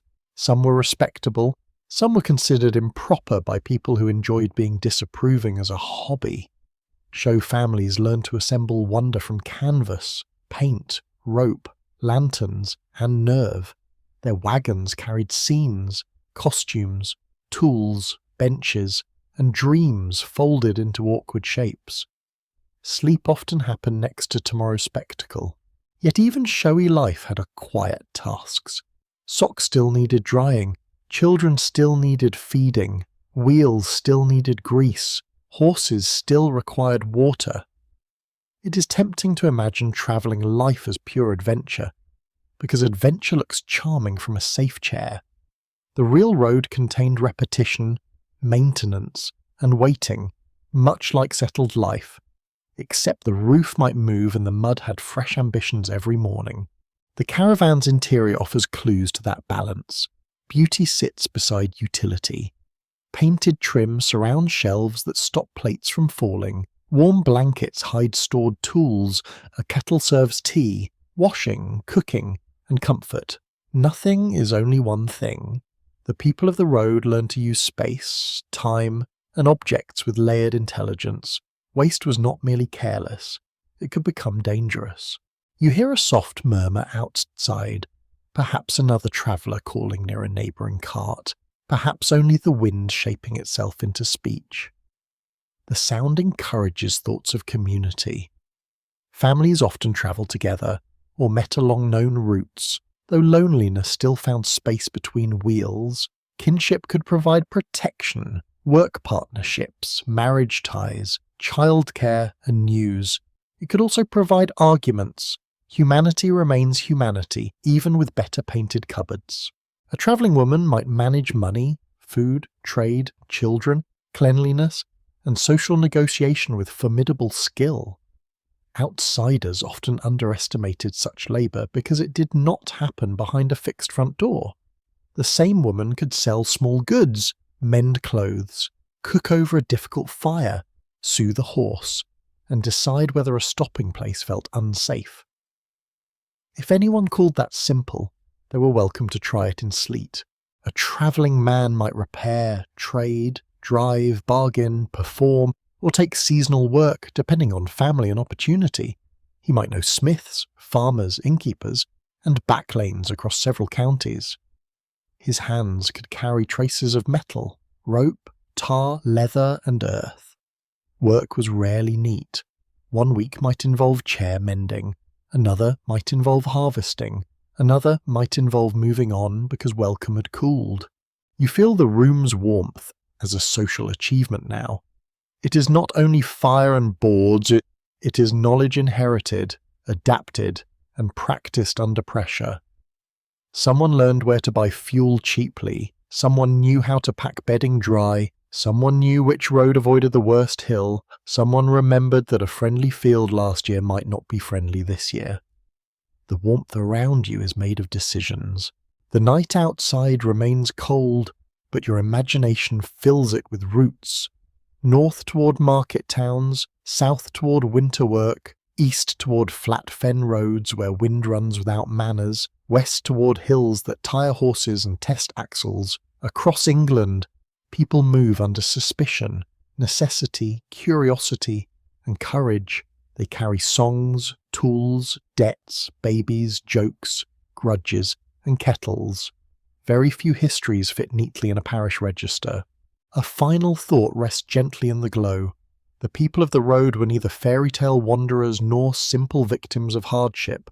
They were workers, families, traders, performers, and keepers of knowledge that settled society often borrowed while looking down upon its source. They lived with skill in uncertainty. They made homes that could be moved, meals that could be stretched, and identities that survived misunderstanding. You sit quietly as the stove breathes through its coals. Outside, the horse shifts in the frost, and the hedge whispers against the dark. Inside, the cup warms your hands, and the caravan seems fuller than its measurements allow. It holds a whole social world now, brightened by skill and shadowed by judgment. The road has people in it, not just scenery, and in the soft heat of this little room you begin to hear them. The lantern is turned lower until the caravan becomes a room of amber edges. The stove still glows, but it no longer flares with supper's cheerful confidence. It settles into a slower red pulse, breathing warmth through iron and ash. You sit very still, and the night begins to separate itself into sounds, not loud sounds, not frightening sounds, the small ones, the ones that only arrive when human talk has kindly stepped aside. Outside, and the horse moves first, you hear one hoof lift from the frozen ground, then set down with a padded crunch. The blanket over its back must be rimmed with frost now, but beneath it the animal remains warm and steady. Its breathing carries faintly through the wooden wall. A deep, soft push, pause, and pull. Sometimes it snorts, clearing its nose in a damp little burst. The sound is ordinary enough to feel protective. The caravan answers with creaks of its own. Wood shrinks in the cold and joints shift by tiny measures. A cupboard gives a little tick. A hook trembles. The curved roof murmurs when the wind slides along it. You can almost imagine the wagon stretching like a sleeper under blankets. It does not stand silent because old wood rarely does. It comments on everything, though politely. You lean closer to the stove, letting its warmth touch your palms. The iron smells dusty, metallic and faintly smoky, with a trace of cooked onion still held in the air. Beneath that comes wool, leather, and damp earth brought in by boots. The scent is thick and layered, not perfumed, but comforting in a practical way. It smells like people choosing to remain warm despite winter's obvious objections. A faint scrape comes from the hedge. You lift your head, listening. The sound repeats, then stops. Perhaps a twig has rubbed another twig in the wind. Perhaps a small animal is threading through the dead leaves beneath the thorns. A mouse, a hedgehog not yet deeply hidden. Or some bold little creature with urgent private business. The night is full of workers who do not consult you. Quite rude, but admirable. In rural England of the 1830s, hedgerows were more than boundaries. They sheltered birds, marked property, slowed livestock, and shaped the movement of people along lanes and fields. Many were older than the families who trimmed them, and many had become symbols of enclosure, ownership, and exclusion. A hedge could guide you, hide you, block you, or shelter you from a bitter wind. It was a wall that still knew how to grow. The scratching fades into a deeper hush. Then comes a distant sound from the lane, so faint that you almost miss it. Wheels, perhaps, or a cart shifting far off on a harder road. The noise travels strangely in frost, clean and brittle, crossing fields that seem asleep. You wait for it to strengthen, but it thins instead. Dissolving into the air, someone else is moving through the cold, someone else has their own reasons. Your blanket rests across your knees, rough and warm beneath your hands. You rub the edge between your fingers and feel loose fibres catch against your skin. Wool has a dry, animal smell when heated. It carries memory of sheep, rain, smoke, and human use. You pull it closer, because the draft near the floor has returned with quiet persistence. Cold air is very patient. It behaves like a creditor. The little window shows almost nothing now. The frost around its edges has thickened into pale fern shapes, curling over the glass where the centre remains clear. You see a black square and one cold star. It seems too sharp to be so small. The lantern flame reflects beside it, making a second golden star inside the room. The sky and the caravan hold separate heavens tonight. A soft clink comes from outside, where a buckle touches metal. The horse shifts again. Perhaps it dreams of oats. Perhaps horses do not waste sleep on symbolism, which is probably healthy. You hear its tail move against the blanket with a dull swish. Then stillness returns. That animal sound steadies you more than silence would. Silence can feel empty. A breathing horse makes the dark inhabited. A mainstream fact of night travel and roadside stopping is simple.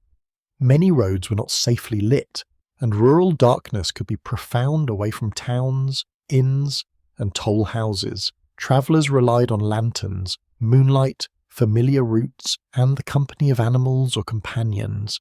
The night sharpened risks from weather, thieves, accidents, and suspicion. Yet it also offered privacy to those who needed space beyond crowded settlements. You hear the wind enter the hedge from one side and leave from the other. It has different voices depending on what it touches. In bare branches, it whispers. In dry grass, it rushes. Against the caravan, it presses and releases like a hand testing a door. The stove glow makes that sound less lonely. Fire has a way of turning weather into background music, provided the roof behaves itself. A drip sounds somewhere near the door. It falls once, then pauses, then falls again. Melted frost, perhaps, loosened by warmth, escaping through a seam. The drop lands on wood with a tiny dark tap. You think of how heat and cold meet along every edge of the caravan, making little negotiations all night. Frost outside, steam inside, draft beneath the door, coals under ash. The shelter is a treaty, not a fortress. A curious tidbit belongs to nights like this. Some travellers were said to judge approaching weather by how sound carried across fields, by the behaviour of horses, or by the smell of the wind. Such knowledge could look like superstition to outsiders, but it often rested on long observation. A horse restless before a storm, a damp smell before rain, an odd stillness before frost. Nature drops hints. She simply refuses to write them neatly. You listen now as if the night has become a lesson. The horse is calm, the wind is steady, not wild, the caravan rocks only a little, no rain strikes the roof, no sleet hisses against the window. The cold is deep, but not violent. It is the sort of cold that settles over fields and waits for dawn, rather than the sort that tears branches loose. That distinction matters. You shift your feet toward the warmer boards near the stove. The floor there holds a gentle heat, while the boards nearer the door remain icy. Your toes notice everything. The soles of your boots have dried at the edges, leaving faint traces of mud in stiff crescents. Someone will sweep them later, or in the grey morning. A small home forgives mess temporarily, but not permanently. There is simply nowhere for chaos to retire. The sound of breathing inside the caravan grows more distinct. Another person draws in air slowly, then releases it with a soft throat sound. You become aware of shared nearness without needing to look. In a narrow wagon, sleep is communal even when each person tries to be discreet. Blankets rustle. A sleeve brushes wood. Someone clears their throat. The body refuses to become invisible, however politely one asks. Historians still debate how often travelling families slept apart from settled communities by choice, and how often they were pushed there by exclusion. Some stopping places offered independence, kinship, and control. Others reflected rejection, policing, or lack of alternatives. The same field edge could mean freedom to one family and hardship to another. History rarely allows one tidy answer, which is inconsiderate but honest. You rest your head back and let that uncertainty pass softly through you. The road is not a single mood. It can be proud, weary, dangerous, practical, beautiful, and lonely within the same mile. Tonight, the field feels peaceful because warmth surrounds you, and the horse is quiet. Yet peace on the road has always needed work, luck, and watchfulness. It is not given freely, it is assembled. A moth or tiny insect wakes near the lamp and taps once against the glass chimney. Then it vanishes into shadow. You wonder how it survived the cold at all. Perhaps it came in hidden among cloth. Perhaps warmth fooled it awake.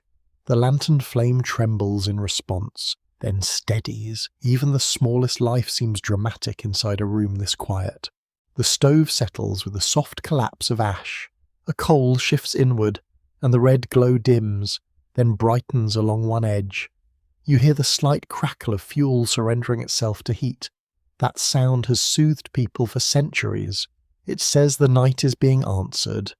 Not conquered, not mocked, but answered patiently with sword sunlight released from wood and coal.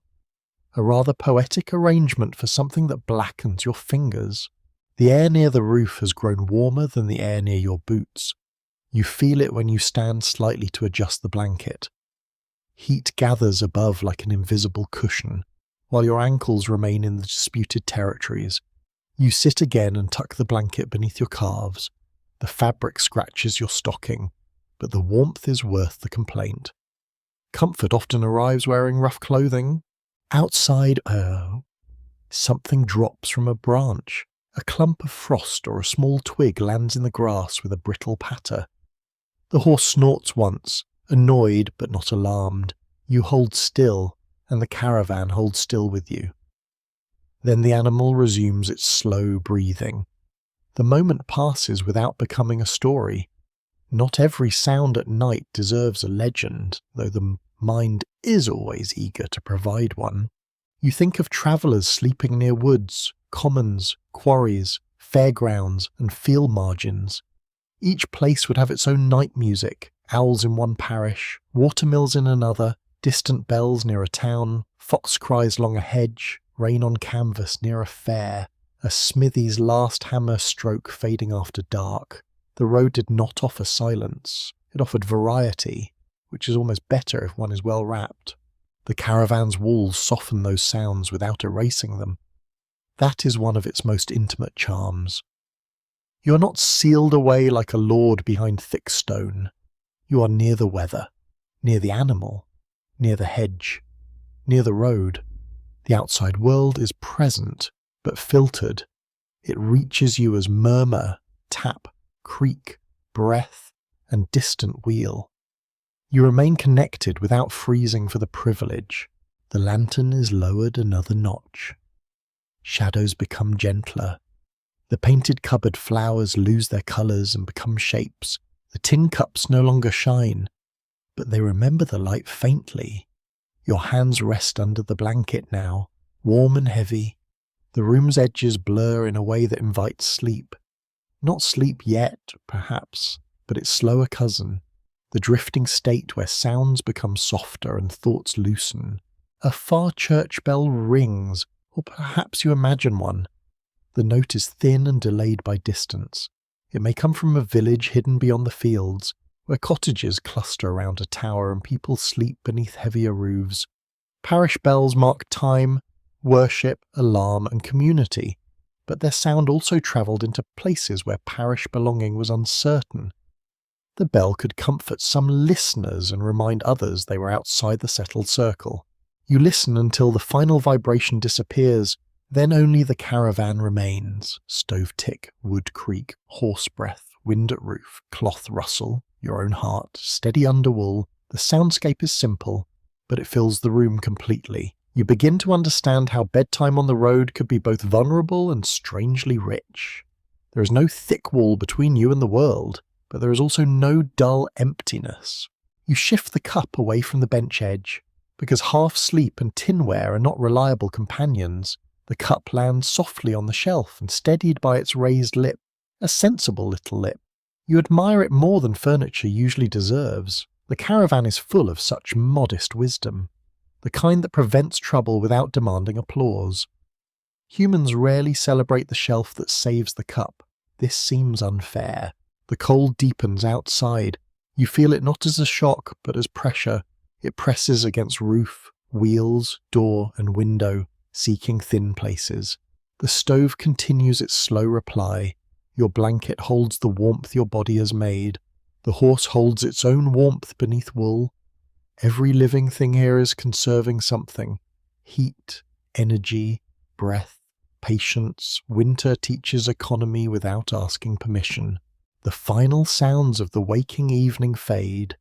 No more footsteps, no more pan, no more lifted latch. The caravan has entered its night rhythm. It is not silent, but it is settled. You sit in the darkened glow and let each sound find you, then pass. The scratch at the hedge, the stamp of a hoof, the click of cooling metal, the wind, always arriving, always leaving. Your eyelids lower, and the sounds become less separate. They weave together into a soft, rough blanket for the mind.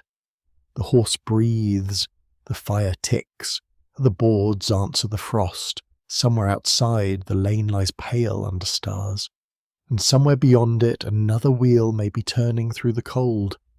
Here, in this narrow warmth, you do not need to follow. You only need to listen. A small box is brought from beneath the bench and set between the warm glow and the darker floorboards.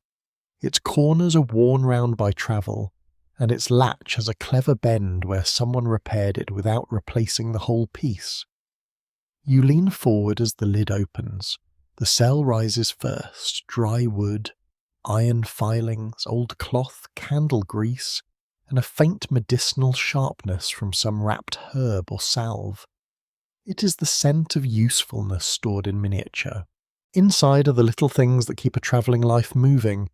There is thread wound around folded card, a curved needle, a stub of candle, a tiny knife, several buttons, a twist of wire, and a folded strip of leather. There are 2 nails, carefully saved, because nails do not grow from hedges no matter how firmly one wishes. A bit of chalk rests near a folded paper packet. Everything is small, but nothing is trivial. You pick up the chalk and feel its powdery softness against your glove. Such chalk might mark a measure on wood, label a bundle, count a debt, or draw a quick line on a cartboard.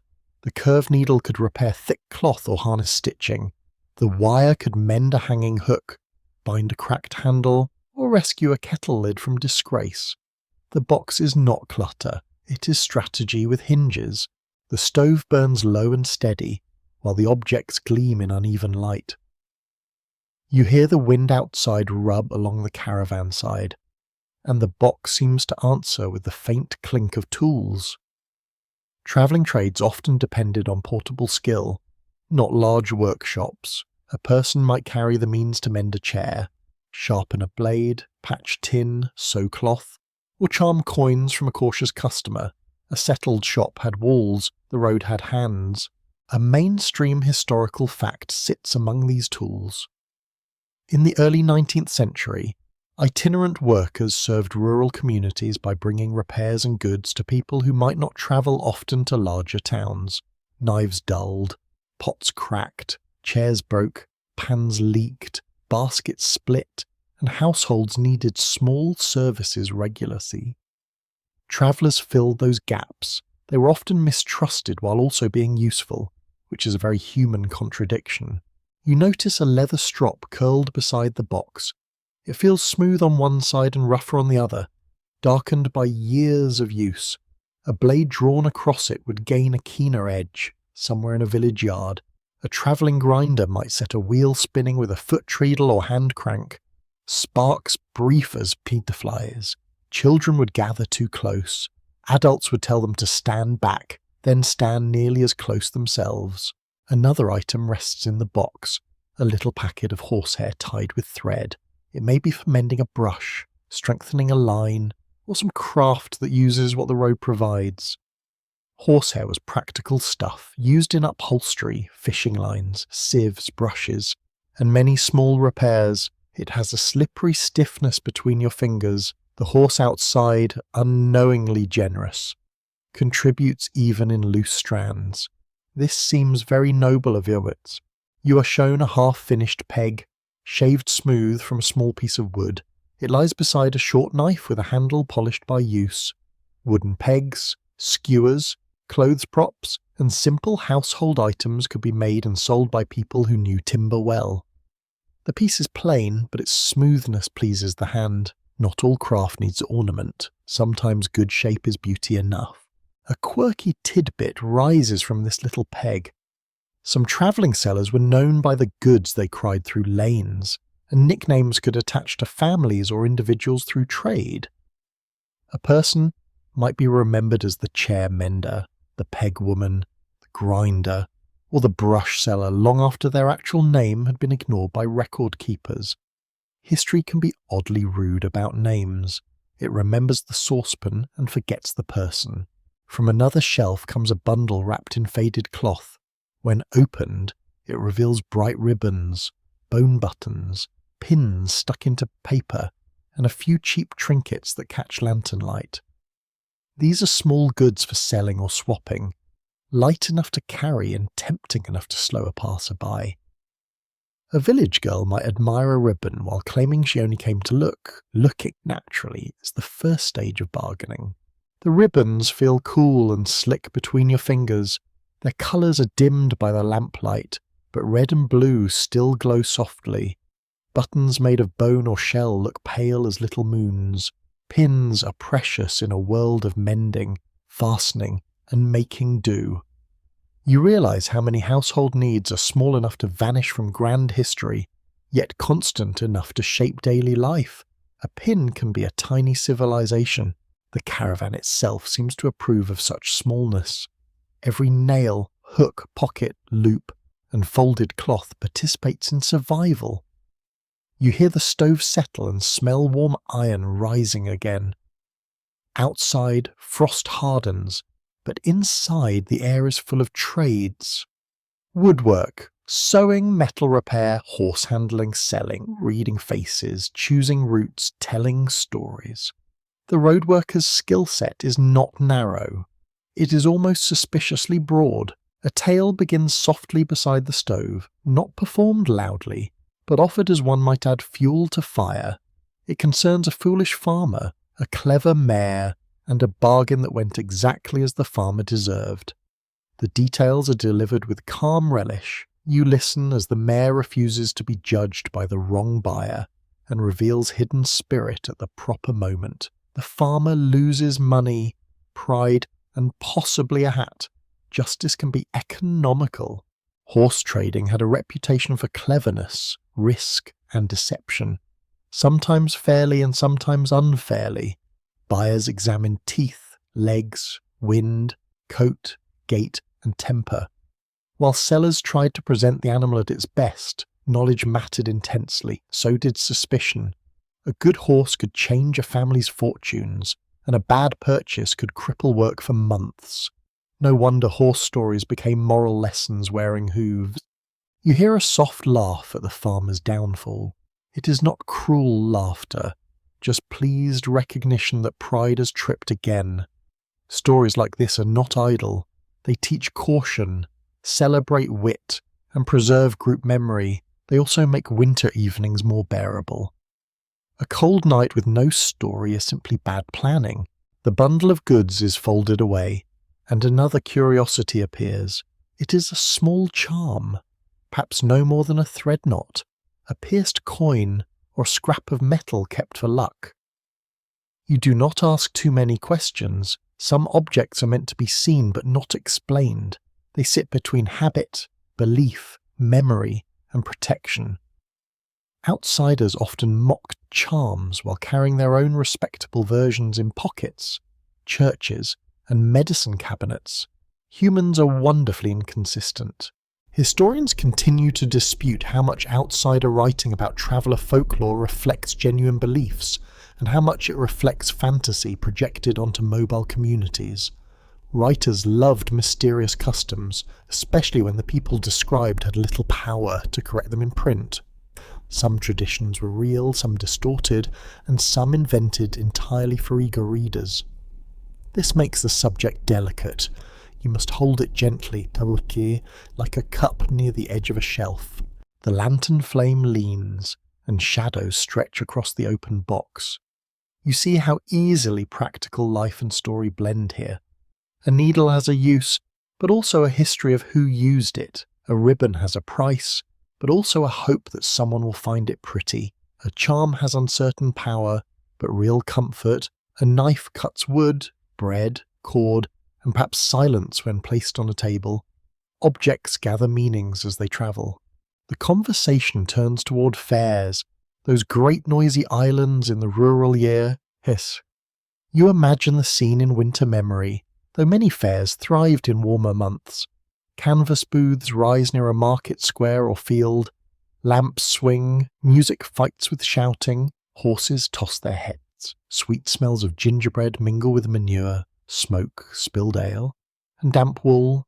Children stare at wonders. Adults pretend not to stare, then pay to see them. Travelling performers might carry puppets, painted scenes, wax figures, musical instruments, or displays of unusual animals. Some offered panoramas that unrolled distant battles, cities, or disasters before audiences who might never travel far. Others showed mechanical curiosities, peep show, or theatrical sketches. The line between education and entertainment was delightfully porous. People were willing to learn, provided learning arrived with enough glitter. A curious fringe detail sits in those entertainments.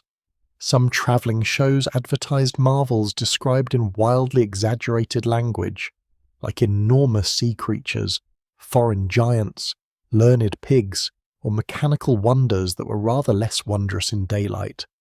Audiences often knew there was exaggeration involved and came anyway. The pleasure lay partly in being fooled with style. Honestly, this remains one of civilization's most enduring hobbies. Inside the Caravan, the idea of painted spectacle feels close. The same hands that repair wheels might paint a sign. The same wagon that stores bedding might carry a backdrop. The road encourages multiple identities. By morning, one may be seller, driver, parent, cook, carpenter, animal keeper, negotiator, and performer. Settled life likes job titles. The road prefers verbs. A small deck of worn cards appears, its corners softened and stained. Cards could be used for games, tricks, passing time, or fortune-telling, depending on person and place. You watch them shuffle in slow and practiced hands. The sound is papery and intimate. Not every fortune-telling scene matched the dramatic tales told by outsiders. Sometimes it was trade, but sometimes entertainment, sometimes a belief, sometimes a clever mixture. Because people enjoy complicated things. The cards are laid briefly near the lantern, their faces are faded, but the symbols remain. You feel the atmosphere change, not because magic has entered, but because attention has gathered. Everyone watches, a card is turned, someone smiles slightly. A joke is made about cold roads and warmer pockets. The spell, if there is one, may simply be the power of being listened to. You think about language too. Romani people in Britain spoke varieties influenced by Romani origins and by English, with words entering slang and popular speech through contact, though exact pathways can be hard to trace. Other travelling groups carried their own speech forms, cant trade terms, and family expressions. Language on the road could protect privacy, mark belonging, and turn an ordinary phrase into a doorway. A word can be a small caravan too. The firelight dips again, and a coal is nudged into the place. Sparks glow, then settle under ash. Your ears notice the scratch of the poker, the small intake of breath near you, the cloth wrapping being tied again. These sounds are gentle, but they feel productive, even at rest. The caravan is making order, goods are counted, tools are checked, tales are stored back inside memory. You are handed the half-finished peg and invited to feel the shaved grain. It is surprisingly smooth. The maker has followed the wood rather than forcing it. That phrase stays with you. Follow the wood, follow the weather, follow the horse's condition, follow the market crowd. The road rewards those who observe before acting. It is less interested in bold speeches, very sensible of the road. A brief tapping starts at the window, so light that you first mistake it for a shifting hook. Then you see tiny crystals striking the glass. Not full snow, not yet, more like frozen dust carried by the wind. It ticks against the pane and melts nowhere. The room seems warmer because of it. The stove glows red, the tools rest open, and the little stormlet outside performs for no audience except the frost. The packet of herbs is shown more clearly now. It may hold mint, yarrow, comfrey, or some other dried remedy. Travelling people, like many rural households, often relied on practical plant knowledge for the minor complaints, especially when doctors cost money or stood far away. Some remedies helped, some probably did very little, Some tasted so dreadful that one recovered out of self-defense. Medicine has not always been merciful. The scent of the herbs is green, bitter, and dusty when the packet opens. It cuts through smoke and wool for a moment, bringing summer fields into the winter caravan. You breathe it in and imagine hands gathering leaves along hedges, drying them near warmth, storing them against future aches. Knowledge like that rarely wore a scholar's robe, yet it mattered in sore throats, bruised shins, and anxious nights. The conversation settles into gentler fragments, a remembered bargain, a fairground song, a warning about a bridge that freezes early, a joke about a magistrate whose horse had better sense than he did. These fragments do not form a formal lesson, but they educate beautifully. You begin to understand that road culture is carried as much in talk as in wagons. The voice is luggage, memory is cargo. The box is closed at last, and the latch gives its little repaired click. You feel almost sorry to see the objects hidden again. They made the room seem wider, connected to markets, fairs, farms, kitchens, stables, and doorsteps across the countryside. Yet closing the box also feels right. Useful things must rest too. A tool left loose becomes a problem by morning. The caravan dislikes unnecessary drama. The cards are wrapped, the ribbons tucked away, the peg returned to its shaving cloth. Order gathers around the lamplight. Outside, the fine frozen grains have stopped tapping the window, leaving the darkness still again. The horse breathes steadily beyond the wall. The wind moves lower now, stirring grass rather than striking the roof. The night has listened to the tales and decided not to interrupt. You sit with the warmth of the stove on one side and the memory of small trades on the other. The road no longer feels empty in your mind. It is crowded with cries, bargains, tools, songs, charms, ribbons, horses, repairs, and stories told softly over fading coals. Each object in the caravan seems connected to a pair of hands, and each pair of hands to a living skill. The lantern burns low, and the room returns to quiet. Yet the quiet has changed. It now contains all those hidden occupations, folded like cloth into the walls. You breathe in smoke, herbs, leather, and old wood. You feel the bench beneath you, the blanket over your knees, the faint chill near the door. Outside is a frozen English field.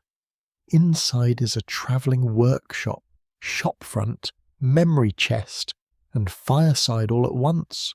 And in the hush, the road keeps its secrets kindly. The cold strengthens after midnight, not suddenly, but with the quiet confidence of something that has all night. You feel it first at the floor, where a thin layer of air seems to turn heavier around your boots.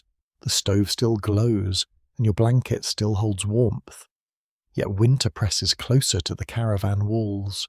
It does not knock. It simply waits at every seam, patient as a tax collector, and nearly as welcome. You are guided toward the sleeping berth, where the bedding has been arranged with care. A folded blanket is shaken once, softly, so the air fills its weave. The sound is thick and muted in the little room. Wool touches your hands with a rough nap, warm where it has lain near the stove, cooler along its outer fold. A second cover is spread crosswise, because drafts are sneaky creatures. They prefer ankles, wrists, and the gap near the neck. The mattress beneath you is firm, filled perhaps with straw, flock, or whatever the family can keep dry and serviceable. It crackles faintly under your weight, a small private sound. You settle slowly, careful not to strike the wall with your elbow. This berth was not designed for dramatic flopping. It expects cooperation. You stretch as far as the space allows, then accept the caravan's terms, knees slightly bent, shoulders tucked, pride folded away with the spare shawl. The curved roof above seems lower from the sem. Firelight moves across it in dull red pulses, revealing smoke stains and the ribs of the wagon. The little room looks different now. Shelves become silhouettes. Cups become hanging shadows. The stove becomes a watchful heart. You hear the wind slide over the roof boards, then drop along the sides. The sound surrounds you, yet the blankets answer with steady warmth. A mainstream fact of cold weather life becomes very clear from this position. Before central heating, people managed winter through layers, small heated rooms, bed curtains, warmed bricks, hot water vessels, shared sleeping spaces, and careful fuel use. The aim was not to make every corner pleasantly warm. That would be expensive and often impossible. The aim was to keep bodies warm enough through the worst hours. Cozy, in many households, was a local arrangement. You understand that local arrangement now. Your feet are wrapped in one pocket of warmth. Your hands rest under another. Your face remains cool, touched by the fresher air above the blankets. This contrast is strangely soothing. Breath enters cold and leaves warm. The stove ticks. The wool scratches gently under your chin. The room smells of smoke, bedding, iron, and the faint onion sweetness that refuses to leave. Honestly, the onion has stamina. A little heated stone or brick may be wrapped in cloth and placed near the lower bedding. You feel its warmth radiating close to your feet, dense and sleepy. Such simple heat stores could make a great difference on freezing nights. They needed caution, of course, too hot, and they scorched cloth, too cold, and there they became disappointing geology. Tonight this one has been judged well. Your toes approve in silence. Outside, the horse shifts under its blanket, and the sound travels through the floor more than the wall. A hoof presses down, breaks frost, and settles. You imagine its warm breath turning white, then vanishing into the dark. The animal is part of the shelter's circle. Even beyond the door, its presence steadies the camp, warns of disturbance, and promises movement when morning comes. A sleeping horse is not furniture. It is a warm engine dreaming in the field. The wind rises and tests the caravan more firmly. The wagon rocks once, then steadies on its blocks and wheels. A cup knocks faintly against wood, but does not fall. Somewhere a hook complains. The stove flame pulls sideways inside the grate, then returns. You lie still and feel the structure doing its work. The wheel, axle, spring, wall, roof, latch, wedge, and rope all become part of your comfort. Engineering is rarely more tender than at midnight. A quirky winter practice comes to mind through the murmured conversation near the stove. Some people slipped newspapers, extra cloth, or even straw between layers to keep out cold, using whatever could trap air. Newspaper inside clothing was not elegant, but elegance has poor insulation. The method could help during harsh travel or outdoor work. A gentleman might mock it, then secretly appreciate it if locked out of his own carriage in January. The caravan's smallness becomes an advantage now. There is less air to heat, fewer corners for cold to conquer, and every warm body contributes something. Large rooms can be impressively miserable in winter, especially when fires burn at one end and drafts parade at the other. This narrow wagon wastes less heat. It holds closeness as a form of thrift. The walls stand near, and for once, nearness feels generous. Your fingertips explore the blanket edge in the dark. You find a darned place. Thicker than the surrounding wool, the repair presses gently against your skin, a small raised island of patience. Mending creates texture where damage once lived. It is easy to miss such things in daylight, but at night they become readable.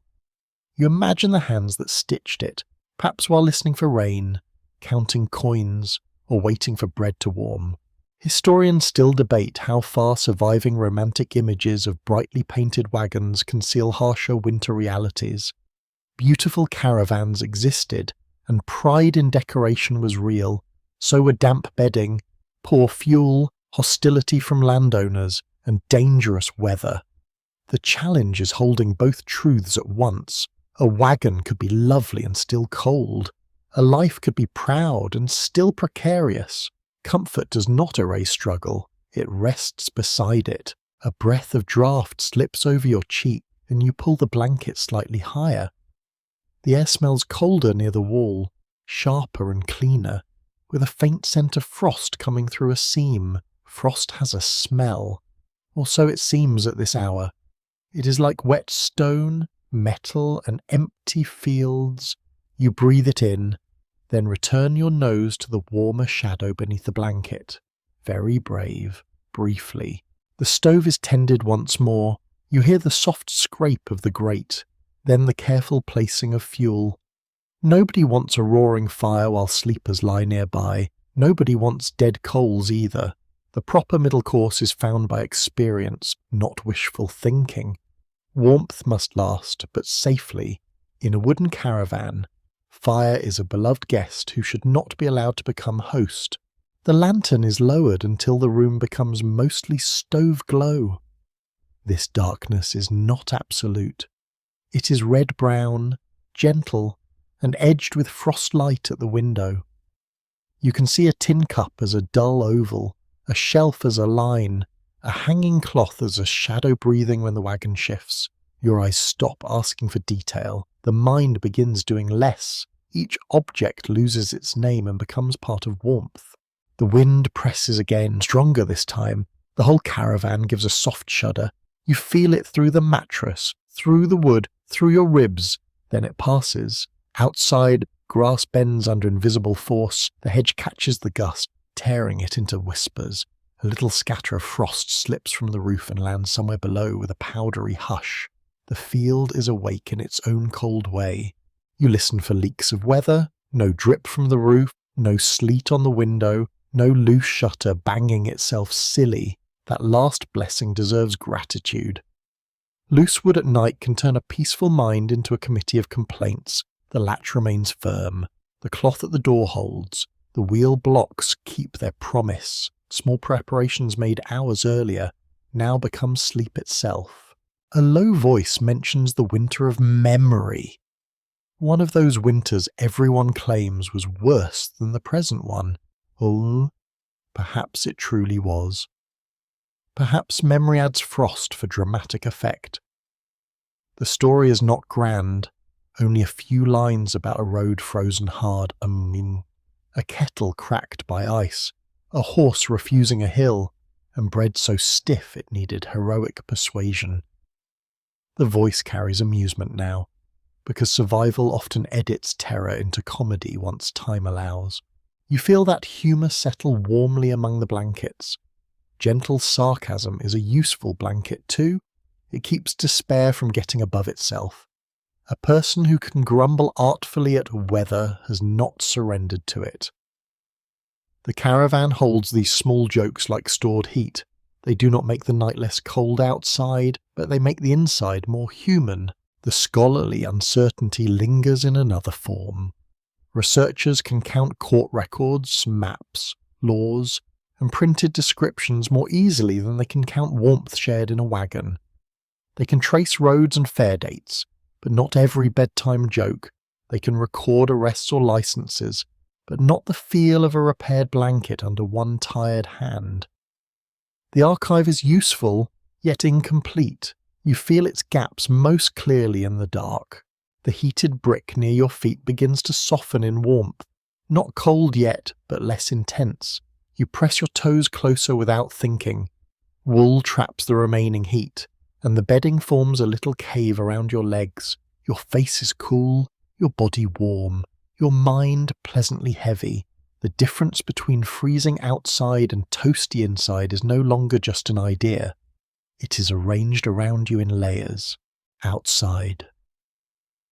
The horse exhales heavily, then gives a soft sound deep in its throat. Not distress, just animal dreaming.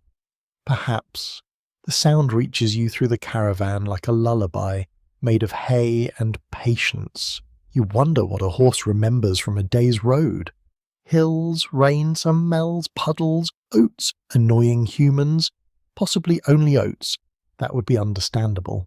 The temperature falls further, and frost thickens on the glass until the window becomes a white garden. No moonlight passes clearly now. The world outside has been reduced to pale feathers and blackness, yet the blocked view feels comforting, not confining. There is nothing you need to see out there. The road can wait beyond its icy curtain. The caravan has narrowed your duties to breathing, warming, and listening. A faint pop comes from the roof, perhaps a board contracting in the coldom. The sound is sharp enough to open your eyes. Then the slower creaks return and you relax. Wood has its winter language. It speaks of pressure, moisture, joints, and age. Carpenters knew these materials not as dead matter, but as things that moved, swelled, shrank, and answered weather. A good wagon builder worked with those habits. A bad one was remembered at midnight. The bed curtain is drawn part way, creating a pocket of dimness around you. The fabric smells dusty and warm from the room. It brushes your shoulder when the caravan rocks. Curtains around beds had long served to trap heat and provide privacy. Even in much grander houses, here, a simple curtain does the same work in miniature. It turns one corner of the wagon into a small private climate. You hear the last movements of tidying fade away. A cup is placed secure, a lid is set flat, a shoe is nudged under the bench. Each sound is careful and softened for the sleepers and for the narrowness of the room. In such a space, consideration must become physical. One loud clatter belongs to everyone. One careless boot becomes public policy. The caravan teaches manners through acoustics. The stove ticks more slowly now. Its heat is no longer dramatic, but deep and steady. The air near your face cools just enough to make the blanket delicious. You curl slightly on your side and feel the mattress answer with straw-like whispers. The wooden wall stands inches from your shoulder. Rather than feeling trapped, you feel held, and the wagon has become a box of warmth set within a field of frost. A memory of the open road crosses your mind. Mud, toll gates, hard ridges, suspicious glances, market noise, and the endless need to keep moving. All of that has withdrawn for the hour. The caravan is not moving now. It is holding its ground against the elements with coals, cloth, and stubborn craft. The simplicity of that resistance is deeply peaceful. Nothing abstract can compete with warm feet. The wind loses force for a while, and the sudden easing feels like a blessing. Without the gusts, the small sounds inside grow clearer again. Breathing, cloth shifting, ash settling, a faint scratch from the stove as heat changes the iron. The night has not ended, but it has agreed to be quieter. You accept the arrangement gratefully. Negotiations with winter should be celebrated when they succeed. Your hands grow heavy under the blanket. You no longer want to examine every object or interpret every sound. The body understands shelter faster than the mind. It knows when danger is outside, warmth is inside, and sleep may come near. Your thoughts slow into images of frost on wheels, smoke above the roof, hay under a horse's mouth, and red coals under ash. Each image fades before the next fully arrives. The caravan remains toasty at its centre, cold along its edges, and alive in every board. That is the truth of it. Not perfect comfort, but earned comfort. Not luxury, but a small and sturdy defiance of winter. You lie within that defiance, wrapped in wool and firelight, while frost gathers over the English countryside like powdered glass. The stove gives one last soft tick. The horse breathes beyond the wall. The wind brushes past, finds no welcome, and moves along. The deepest part of the night arrives without ceremony. No bell announces it clearly, and no voice names the hour.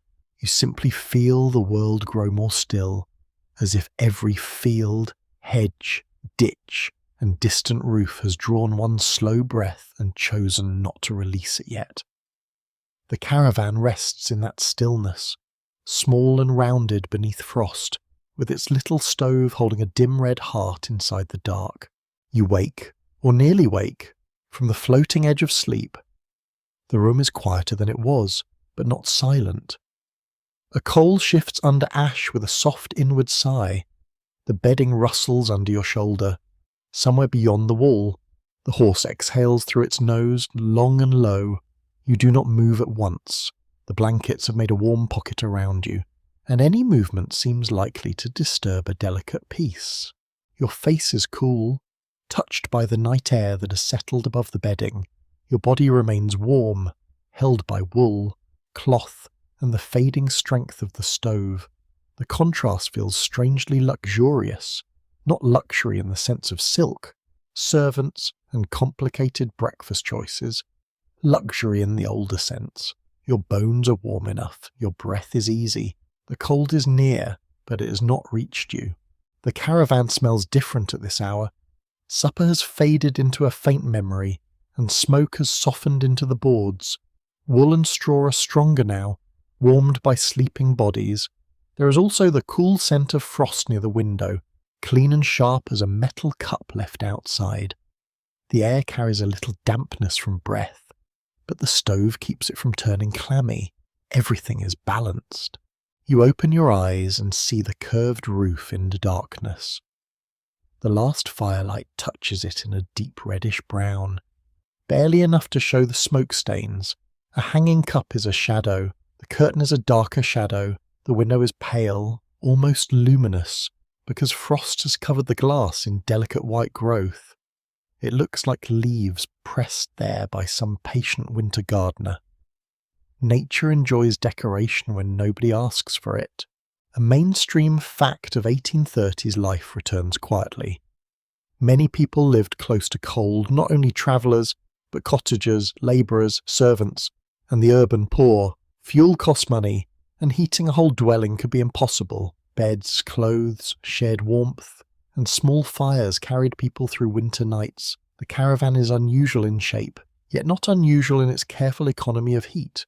The poor often became experts in endurance, and you shift one hand from beneath the cover and touch the wooden wall. It is cold, but not icy inside. The board feels smooth where bodies and cloth have brushed it over time. Your fingertips trace a shallow groove, perhaps from old use, perhaps from a tool mark. A large house hides such marks beneath polish. This little room lets them remain. The wall is honest about having been made, used, knocked, and mended. A fine sound begins outside, barely more than a whisper. It might be frost loosening from the hedge. It might be a small animal moving through leaves. It might simply be the wind returning at ground level, dragging itself through dry grass. The sound passes beneath the window and fades near the wheel. You listen without fear. The warmth around you makes curiosity possible. Cold and fear are often relatives. The horse gives a gentle stamp, then stills. You imagine the indentation its hoof leaves in the frozen ground, a dark cup in white grass. Its blanket may have stiffened along the edges. Its mane might be powdered with frost. Yet the horse knows how to stand through the night. Weight resting, head low, senses open. Animals possess a quiet dignity in darkness. They do not narrate their endurance. They simply continue. A quirky tidbit belongs to this still hour. Some old horsekeepers believed a horse lying down at the wrong time foretold bad weather, while others insisted it meant nothing more mystical than a tired horse. Rural weather lore often mixed careful observation with confident nonsense. The difficulty, of course, is that confident nonsense can sound extremely persuasive beside a lantern, especially when delivered by someone with impressive eyebrows. You smile faintly into the blanket. The smile fades into drowsiness. Sleep is near again, but the mind wanders along the edges of thought, touching small questions. Who else has slept in this berth? How many roads has this roof crossed? How many winter mornings has the stove been coaxed awake by stiff fingers?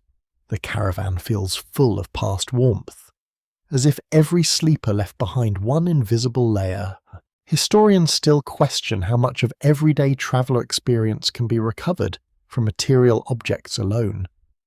A wagon, a tool, a blanket or a painted panel can suggest habits and values, But objects cannot explain every choice. They do not tell us every fear, joke, quarrel, song, or private hope. Yet they speak in their own quiet way. Where marks are sentences, repairs are footnotes, soot is a long paragraph.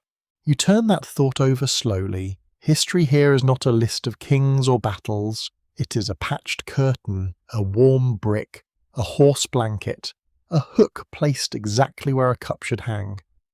Social history asks you to notice how ordinary people survived ordinary nights. The word ordinary is misleading, naturally.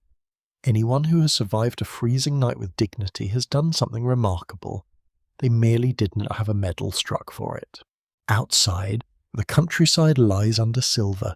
You cannot see it clearly, yet your mind arranges it from what you know.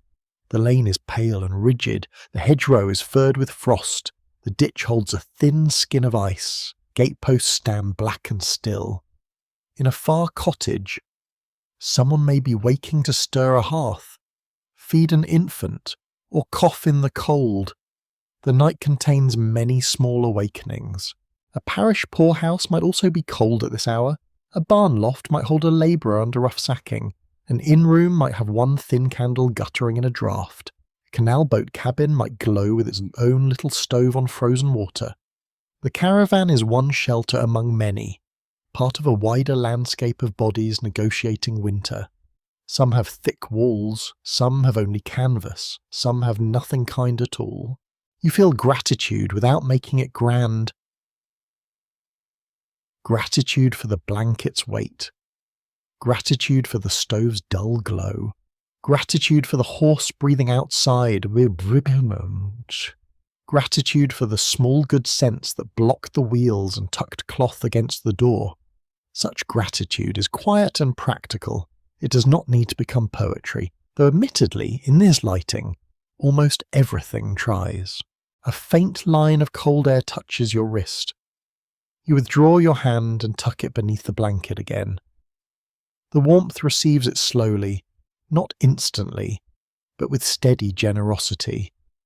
Your fingers uncurl, the rough wool rubs your knuckles, you hear your own breathing now, matching the room's slow pace. Inhale, pause, exhale. The caravan seems to breathe with you through its creaks and coals. The stove has entered its low hour. It is not dying, but resting under ash. That ash protects the embers, keeping heat from rushing away too quickly. There is wisdom in being covered sometimes. A bright blaze spends itself loudly. A hidden ember keeps faith with the morning. You watch the faint red line under the grate and understand the appeal of modest endurance. Not everything needs to flare. The thought of morning remains distant, like a village behind fog. For now, the night belongs to stillness and silver.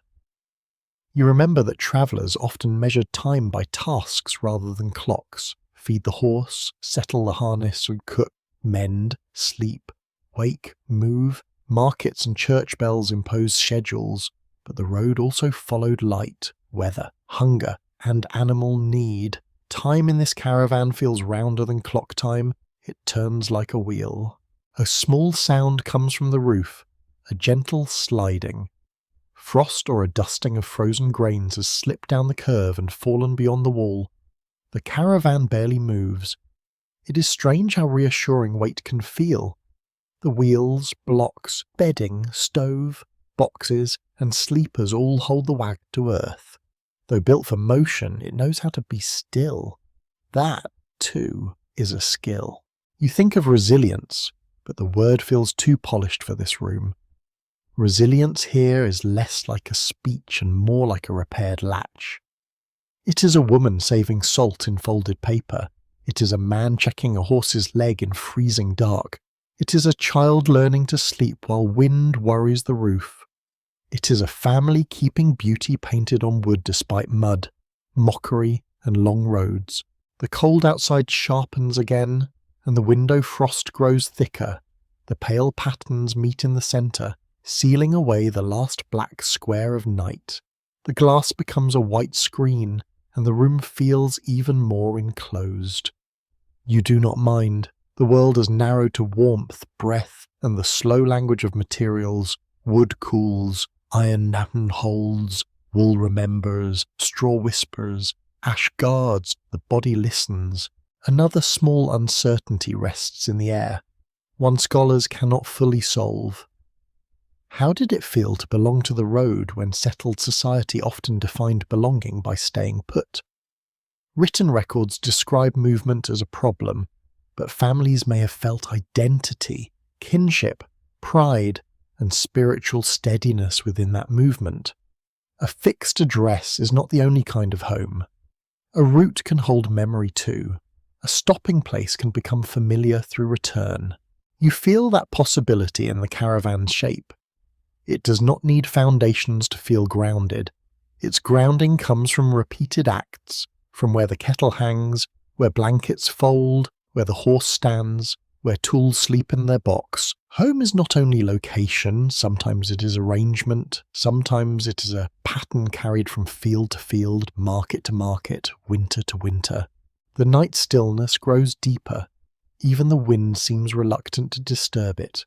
Your eyelids lower again, but the mind offers one last image. The caravan from outside, rounded roof shining with frost, stovepipe dark against the stars, horse beside it under a blanket, hedge behind, lane beyond, a small island of warmth in a frozen English field. No grand estate could be more complete in this hour. Completeness has very little to do with size. You sink further into the bedding. The straw beneath you gives one soft crackle and settles. The blanket edge rests against your cheek, scratchy but comforting. Your breath warms a tiny hollow near your mouth.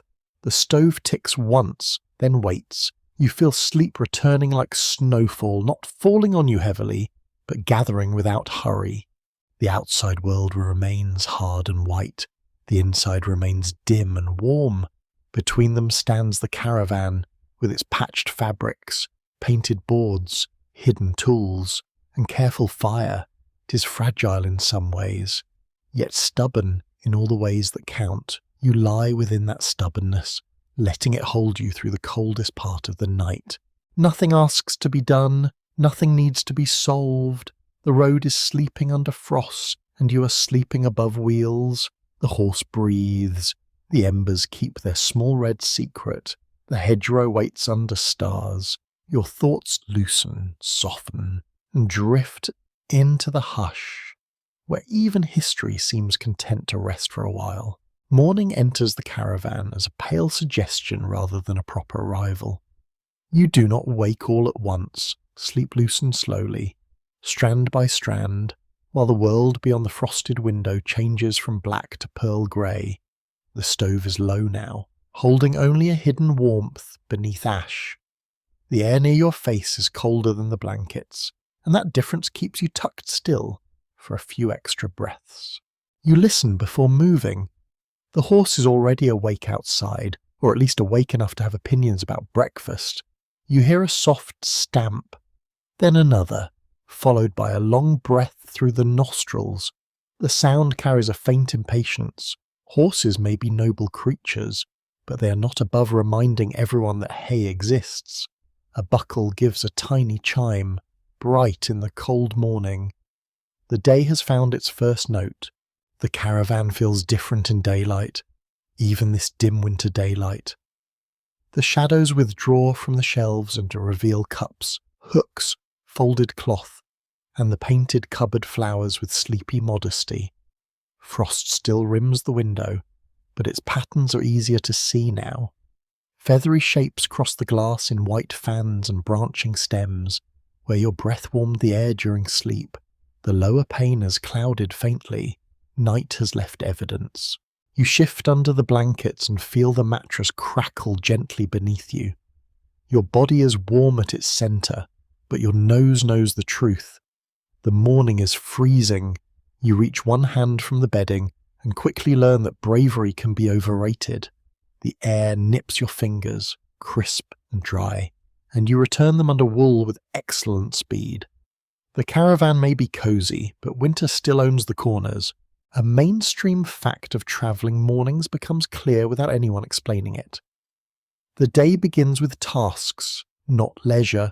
Fire must be revived, water checked, bedding aired if possible, the horse fed, wheels inspected, and the road considered in settled houses. Morning chores were many on the road. They were also mobile, weather-dependent, and tied to the animal's strength. The romance of movement always woke up holding a bucket. Someone stirs the ash in the stove with the poker. The sound is dry and intimate, a scrape followed by a soft collapse. A red ember appears, small but alive. A few fragments of fuel are added carefully. Then a breath is coaxed through the vent. The ember brightens, smoke thickens briefly, then finds its way up the pipe. The stove returns from its underground kingdom of ash with admirable dignity. Warmth begins again, not immediately but promisingly. You sit up and wrap the blanket around your shoulders. The wool smells of sleep, smoke, and lanolin. Rough against your neck, your feet find the floor, and the boards are cold enough to make you reconsider every life choice that led to standing. Then heat from the growing fire reaches your shins. You forgive the floor slightly, not completely. It knows what it did. The door opens, and morning rushes in with a clean silver bite. The air smells of frost, horse, cold grass, and distant wood smoke from some unseen cottage. Light splittens over the steppe, showing white fields beyond the threshold. Every blade of grass is edged in ice. The wheel rims gleam dull and pale. The hedgerow looks powdered, each twig outlined like careful stitching. The countryside has become a quiet engraving. You step down and feel frozen grass crush under your boots. The sound is delicate, crisp, almost delicious. Above the field, the sky is colourless near the horizon and faintly blue higher up. No sun has fully warmed the land yet. In the ditch, a thin skin of ice holds fallen leaves in place. A crow calls from a distant tree, harsh and awake. It sounds like a creature with strong opinions and no interest in beauty. The horse turns its head toward you, breath rising in pale clouds. Its mane has gathered tiny crystals, and the edges of its blanket are stiff with frost. Beneath the cloth, its body still holds a deep animal warmth. You touch its neck, where the hair is coarse and slightly damp. It leans just enough to acknowledge you, then returns attention to food. Sentiment is all very well, but breakfast has seniority. Hay is shaken loose, and its summer smell rises strangely into the frozen morning, sweet, dry, dusty, and golden. It seems almost too warm a scent for the white field. The horse pulls at it with steady pleasure. You hear the tearing and grinding of stalks, the wet working of the mouth, the soft breath between bites. This is morning music on the road. No orchestra could be more practical. A pail is lifted, and ice must be broken again. The top cracks under a wooden handle with a sound like thin glass. Cold water shifts darkly beneath. Your gloved fingers ache when droplets splash near the cuff. The horse drinks slowly, pausing between mouthfuls, its lips stirring rings across the surface. You watch steam rise from its nostrils over the pail, living warmth meeting frozen water. A whole philosophy, if one is still sleepy enough. A quirky tidbit belongs to this waking scene. Some old road families judged a horse's readiness by small morning signs, such as appetite, ear movement, stance, and the brightness of the eye. It was not mystical, though people sometimes dressed it in sayings. It was observation sharpened by dependence.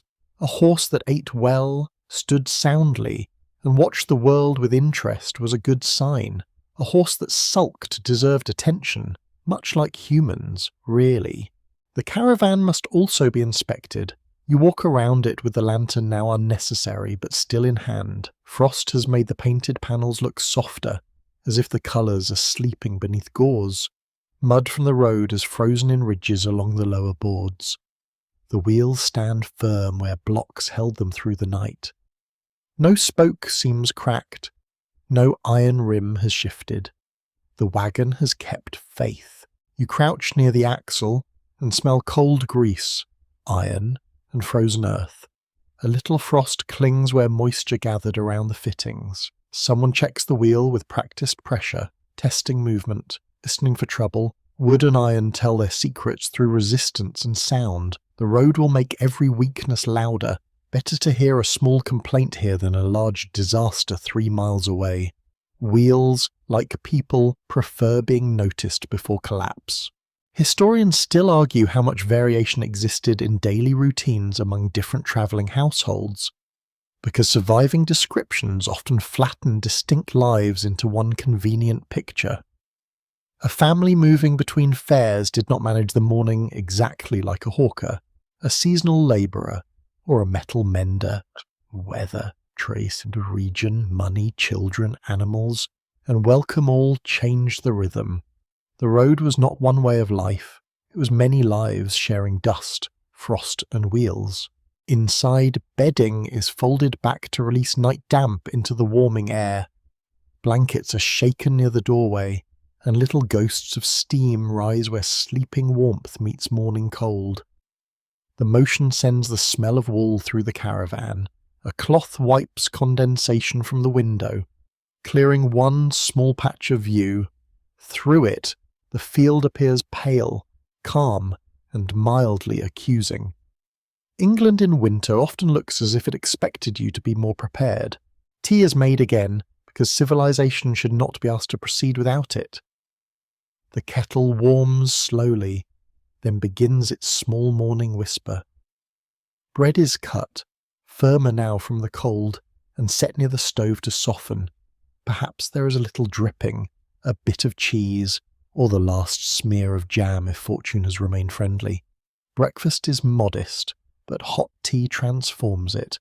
Tea has rescued many mornings from mutiny. You hold the cup and feel heat return to your fingers. The first sip is smoky, bitter, and deeply welcome. It wakes the mouth before it wakes the mind. Outside, the horse continues eating. Inside, the caravan rearranges itself from bedroom to kitchen to travelling room with swift economy. The berth becomes storage again. The bench clears. The cup returns to its hook. The little home folds itself toward motion. The road waits beyond the hedge, pale and hard under frost. It will not be easy at first. Ruts frozen overnight can jolt wheels cruelly, and shaded bends may remain slick long after open stretches improve. The horse will need careful handling, especially where ice hides under powdery dirt, yet morning light makes difficulty seem manageable. Darkness enlarges every problem. Dawn gives them edges, which is considerate of it. You notice smoke rising from the stovepipe, faint and blue against the lightning sky. It curls upward, then thins above the caravan roof. For a moment, the scene holds perfectly still. A small painted wagon, a horse eating beside it, frosted grass, a hedge full of white twigs, steam from tea simple inside, steam from breath outside. The whole morning seems balanced between staying and going. The harness is brought out, stiff but ready. Leather has cooled hard, and hands work it carefully to keep it from cracking. Buckles flash dull silver in the pale light. The horse lifts its head, watching with resigned intelligence. It knows the pattern. Blanket shifted, collar prepared, straps arranged, shafts waiting. Human beings like to believe they command the morning. Horses understand that they are the ones who actually move it. The harness settles over the horse with familiar creaks and soft thuds. You help where you can, holding a strap, passing a buckle, keeping the loose end from dragging through frost. The leather feels colder than it smelled. Your hands grow clumsy, then find the rhythm. Each piece connects animal to wagon, warmth to road, shelter to motion. The caravan that protected sleep now becomes cargo, home, and promise. A final check moves through the stopping place. No cloth left on the hedge, no tool forgotten in the grass, no ember unsafe in the stove, no block still wedged under the wheel. The pail is stowed, the hay tied, the steps secured. The field must be left without a careless scatter of belongings. Road life depends partly on memory and partly on the discipline of looking twice. Looking twice saves lives, cups, and dignity. The wheel block is pulled free, leaving a dark mark in the frost. You see the shape it made during the night, a small rectangle of protected ground. Around it, ice crystals glitter. The mark will fade when sun reaches it, but for now it proves the caravan rested here. A temporary home has left a temporary signature. That feels right. Not every trace needs to last forever to matter. You climb back inside for one last moment before the wagon moves. The stove is guarded, the cup is put away, and the blankets lie folded in their place. The caravan seems slightly emptier now, not because it lacks things, but because it has turned its attention toward the road. A room on wheels can change mood quickly. It knows departure as well as shelter. The driver gives the horse a soft word, and the animal leans forward into the traces. At first, nothing happens. Then the wagon answers with a deep wooden creak. The wheels resist the frozen ground, then turn. Iron rims crush frost with a steady crackle. The caravan begins to move, gently rocking, carrying the last of the night's warmth within its boards. You look through the cleared patch of window as the field slides slowly past. The hedge opens toward the lane, and the pale road receives the wheels. The horse breathes steam into the morning. The stovepipe sends a thin ribbon behind you. Frost shines along the ruts like powdered glass. The day is cold, certainly, ridiculously cold, if honesty is allowed. But inside, the small room still holds warmth, smoke, wool, and the memory of being sheltered. The caravan rolls onward, not quickly, not grandly, but with stubborn grace. Behind it, the stopping place grows smaller, already returning to field and hedge. Ahead, the road bends out of sight, carrying markets, weather, suspicion, welcome, repairs, bargains, and perhaps another freezing evening that will need another warm fire. You sit close to the stove and feel the motion settle through your body. The wheels turn beneath you like a slow lullaby that has remembered daylight. The road does not promise comfort, it promises change. Yet this little horse caravan has shown you how comfort can be made, carried, folded, guarded, and warmed again, can fit into a painted cupboard, a repaired blanket, a kettle, a careful knot, a fed horse, and a fire coaxed from ash. Outside, winter remains vast and pale. Inside, warmth travels. Now let the morning soften in your mind. The hard frost begins to blur at the edges, and the pale lane grows quiet beneath the turning wheels. You no longer need to follow every rut, every hedge, every distant tree. The horse knows the pull. The caravan knows the sway. The stove keeps its small red thought, and the folded blankets rest like clouds made from woolen work. You breathe slowly, letting the cold field drift farther away. The sound of the wheels becomes rounder, lower, and gentler. Iron over road, harness softly creaking, a quiet breath from the horse, a faint tap from a cup on its hook. Each sound moves past you without needing an answer. The winter sky lightens, but it does not hurry. Nothing in this old morning hurries. Smoke thins above the roof and dissolves into the pale air. Frost loosens from the hedges one crystal at a time. The lane curves calmly through England's sleeping countryside, carrying you through quiet fields, bare branches, and the soft silver of a day just beginning. Let the caravan grow warmer in memory now. Let its painted walls close kindly around you. Let the stove glow without effort. Let the horse step steadily, carrying the little home onward while your thoughts grow lighter and slower. The road can keep its miles. The markets can wait. The wind can pass over the roof and move along. You are wrapped in wool. You are held by wood. You are near the fire, near the morning, near the gentle rhythm of wheels. Outside, the frost shines. Inside, everything is calm. The last ember glows softly under ash, and the road ahead fades into a peaceful and whirly light. End of script. Sleep well.